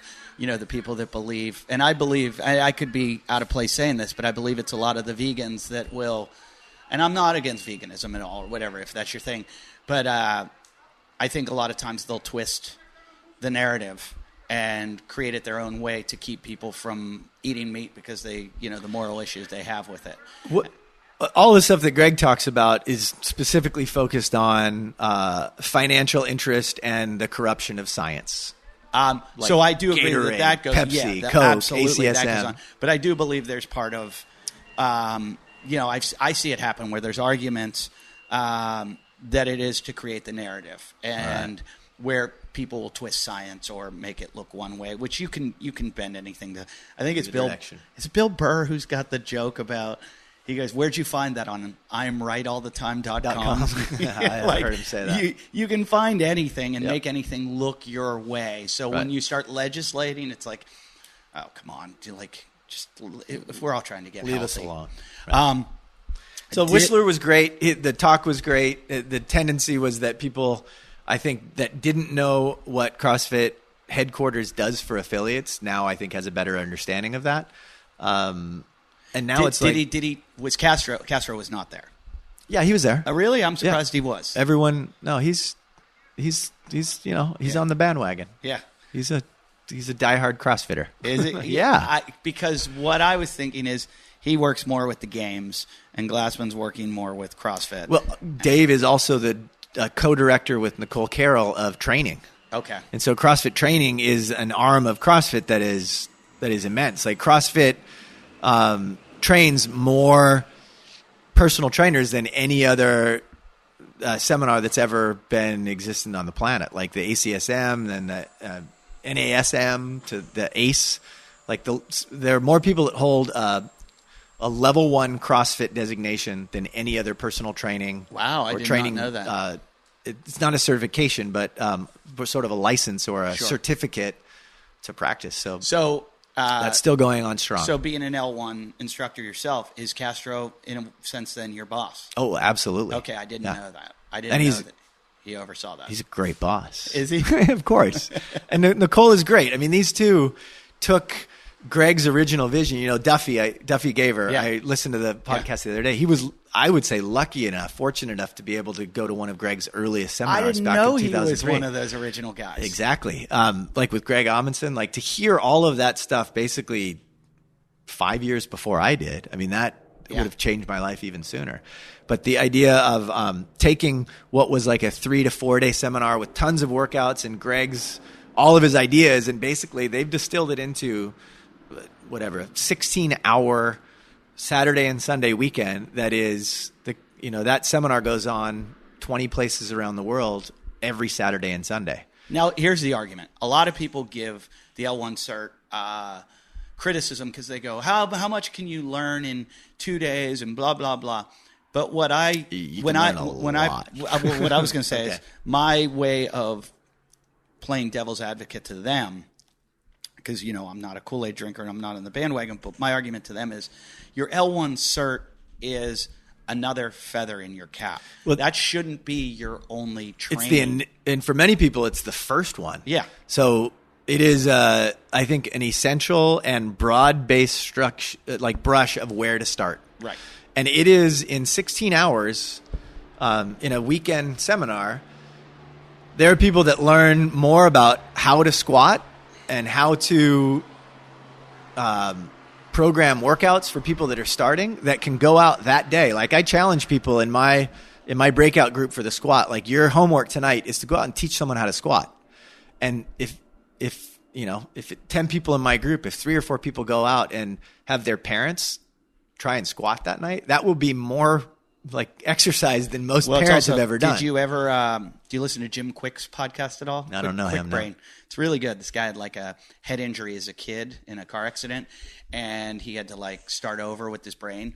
And so he started like kind of hacking the brain and finding out how like we try to get healthier in CrossFit. He does this with his brain, and I've learned a lot of things from memory and everything from him. One of the things he says is, if you want to learn something, teach it. For sure, right? When you teach it, you learn it better. I can remember teaching a guy to squat who was 40, 50 pounds overweight, and I had never taught someone to squat. So as I'm explaining things to him, he's looking at me going, like, are you sure? And I'm looking at him probably going, I'm not sure, but getting the basic points of performance of how to squat, to teach them how to sit onto a box and stand up. I mean, we were open for 2 or 3 years, and someone brought their brother in who was a 58-year-old orthopedic surgeon. He didn't know how to squat. And so one of my like early milestones was being able to teach someone that had 12 years of school that replaces knees and hips, that physically couldn't get himself into that position. And I didn't have to have a junior high education, right? I could have gone to an L1 seminar, taken 16 hours, practiced with some people, and basically learned how to teach someone to squat. Yeah. And that's the basics. It's the building blocks. Like you don't open a successful auto mechanic shop by just tinkering with your car by changing the oil. Like you've got to have a lot of practice before you do that. And it's one of the comparisons I use in terms of like opening up a gym. You have to be willing to have a space to learn a lot yourself. And I'm not saying like you shouldn't be getting in with an L1, right? That's just the beginning. And Greg talks about that. He has this really, I wish I could pull it up and give you the synopsis of it, or give you the direction to the link. But he talks about comment number 22 on CrossFit.com one day, said, how the hell can you learn to teach someone how to be a personal trainer in a weekend?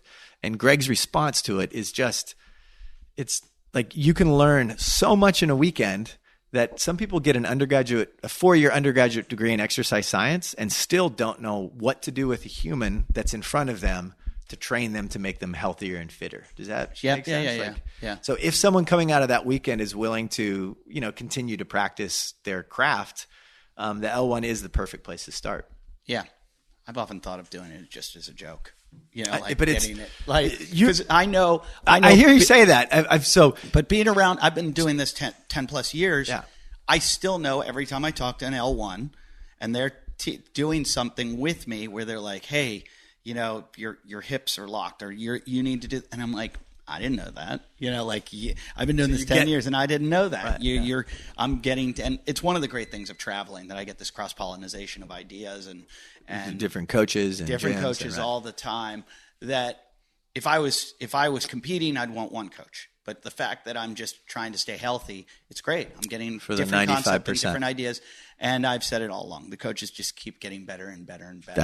That is definitely true. And the bar has just been risen where I used to see coaches that just absolutely sucked. Yep. And you'll still hear people say, oh, those coaches suck. Well, yeah, compared to you that has been coaching for 27 years and Yep. has 14 different certifications Yep. and studies this field. Yes, they do suck compared to you. And I have to say, like, I've done a lot of different trainings and I have an undergraduate and graduate degrees and all that kind of stuff, but nothing has prepared me to teach people how to live healthy, fit lives than actually working with people in front of me.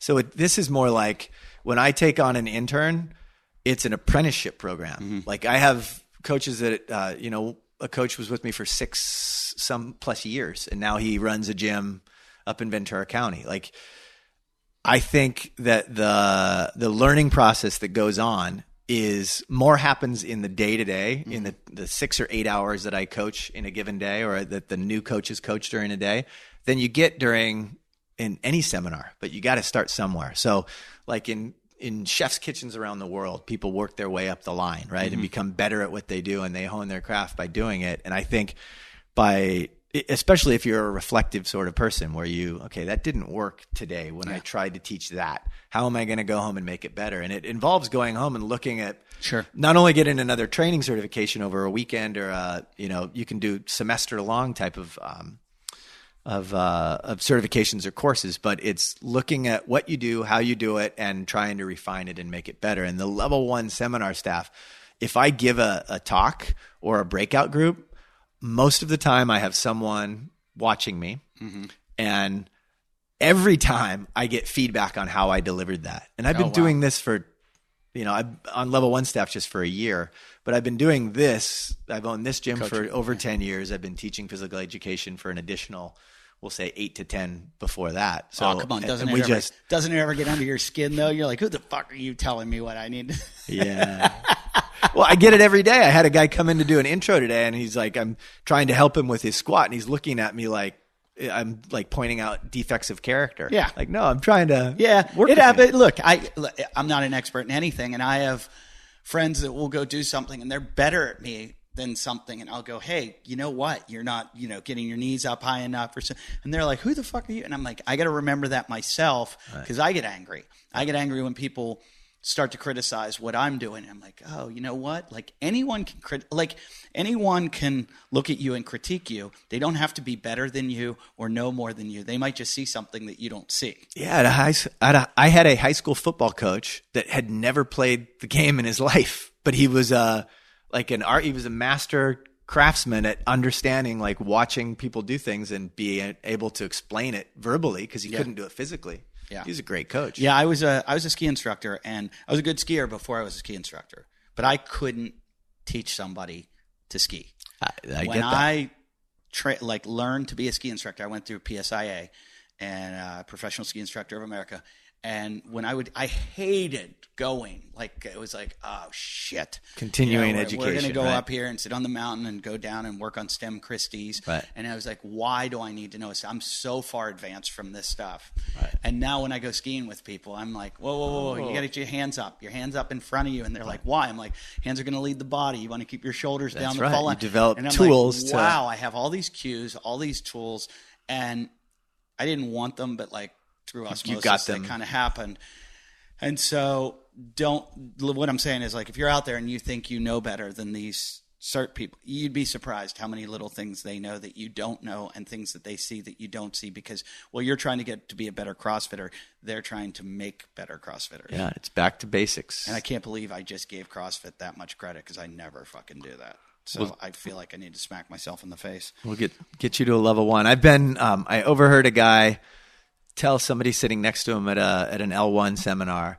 He was an executive at IBM, and he said to the guy, I've spent basically my entire career going to trainings and seminars and workshops over, a 30-year career at IBM.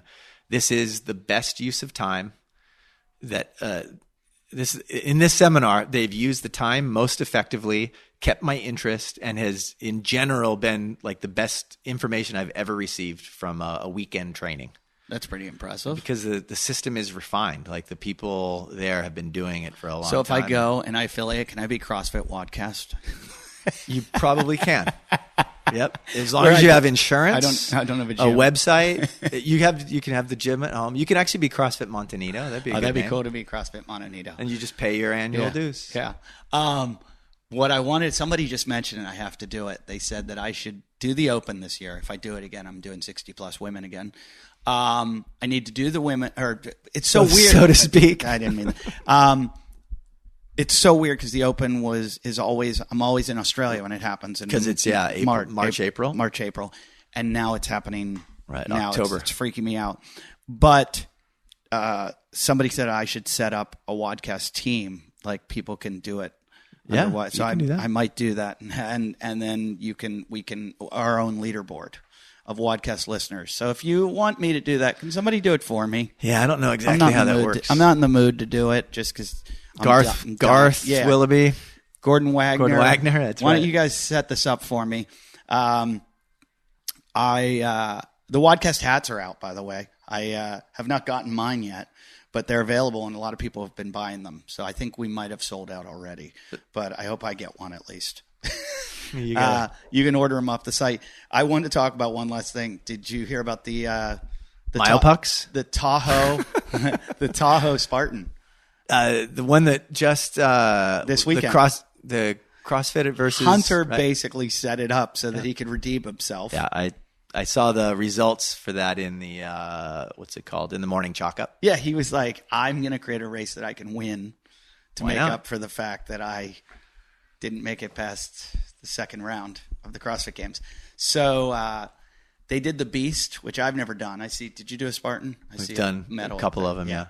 The 13-mile one? Yep, I've done one of those. So that's the one they did, and I guess he crushed everyone. I could imagine that. And then afterwards, they did like 4 CrossFit workouts. Like face-off is what it was called, I think. Like head-to-head stuff. Yeah. So you got points for how many people you passed during the Beast or something like that, and then you earned additional points for winning. But he and the OCR racers had to start an hour behind everyone. Was it an hour or half an hour? I think it was an hour. They did start behind. And they tried to catch them. Yep.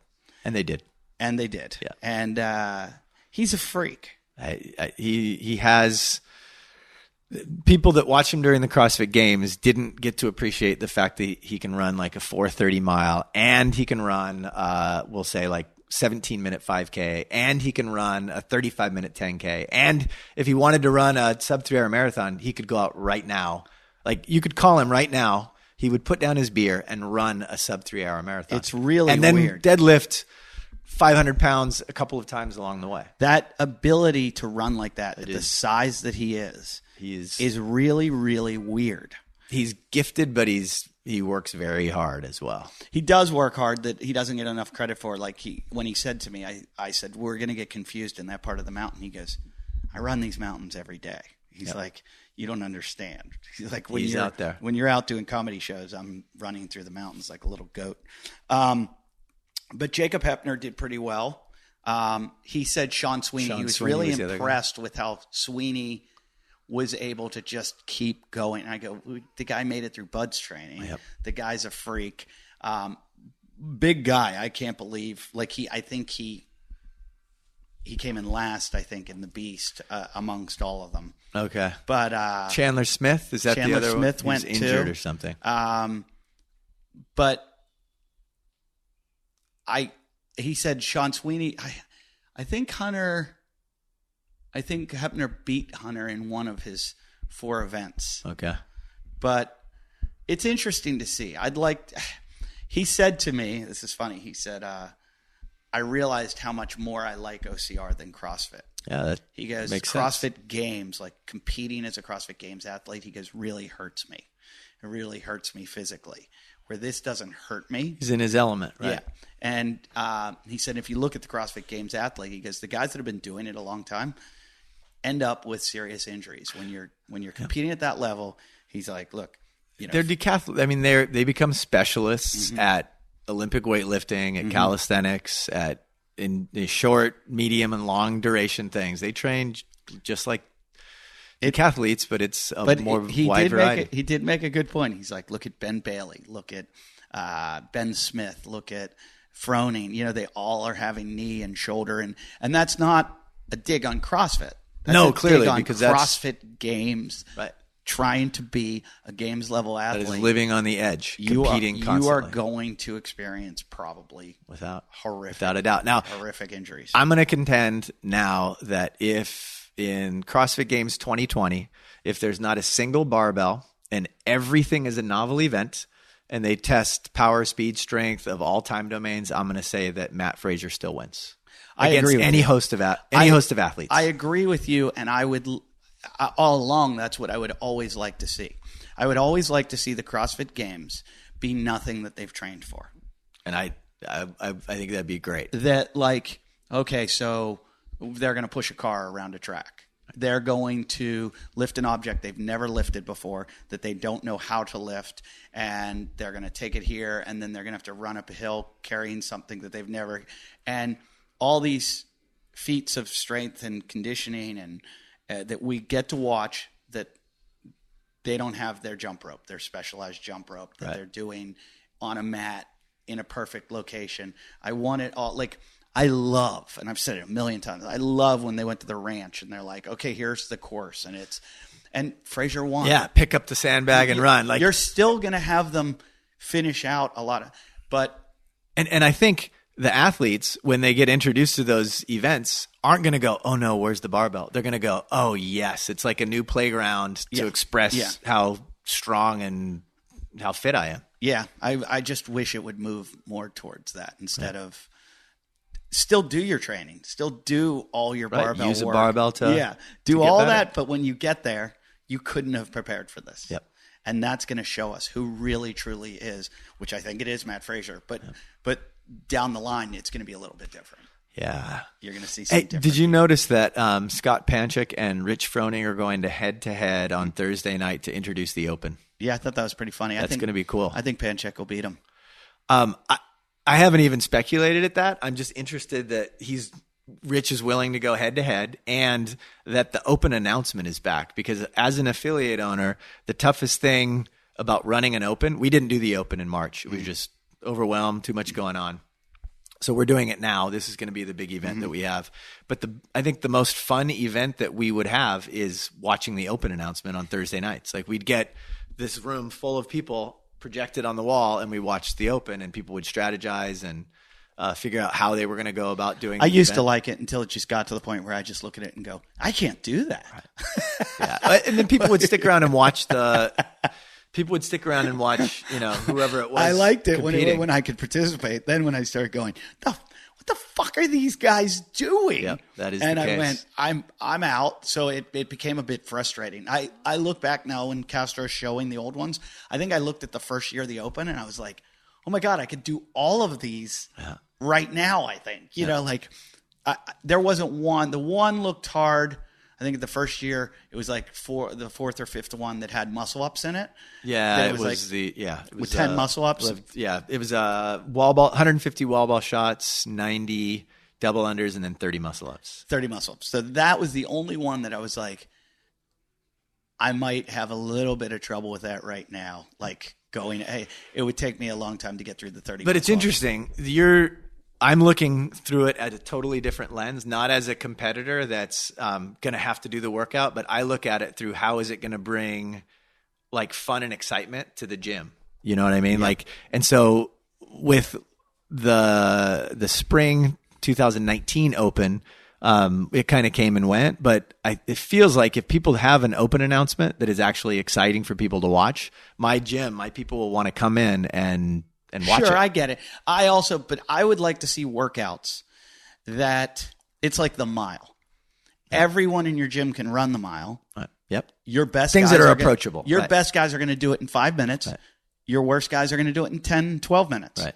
And then everybody can do it, and it's equally as hard for everyone. Right. That's the difficulty in writing those workouts. Right. That's what I like about CrossFit when they talk about scalability. When they're like, okay, and then it's 185-pound clean and jerk for 30 reps. It's like, well, no, now I'll be out. Yeah, now you've got to. I'm out in the second round. Yeah. So I would rather see these workouts that everyone can do. I really, really want to see a gym do my Vortex workout that I always talk about. The running and squats? Yeah, the push-up squats and running. Push-up squat running. We do a version of one of those where every minute someone does. The difficulty of those workouts is having everyone either being with their wearing a watch or someone yelling. Yeah, I think you could do it at a track. Yeah, at a track you could do it. You could do it at a track, and that's where it should be done on a competitive level. I just want to see, and I'm so surprised no one's written to me or told me that they've done it, or I think it used to be. Let's do it. Let's get Hunter and a bunch, 5 or 6 people. We'll go to Pepperdine and we'll do it. Or to Malibu High School. I've done it a couple times myself. Oh, you have? It is so bad. It sucks so bad that I don't ever want to do it again.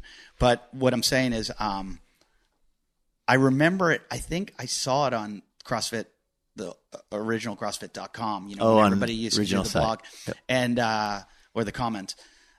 But it's the official one, I think, is 1.5 miles.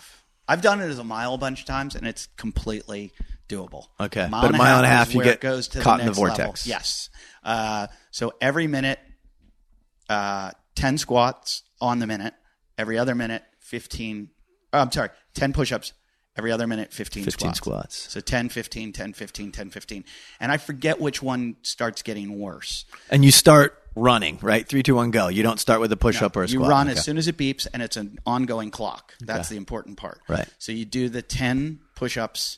I'm going to challenge Hunter to do this. For the 1.5 miles. Yeah. So 10 push-ups, I think. You start with the 10 push-ups. Then the next minute, you're doing the 15 squats.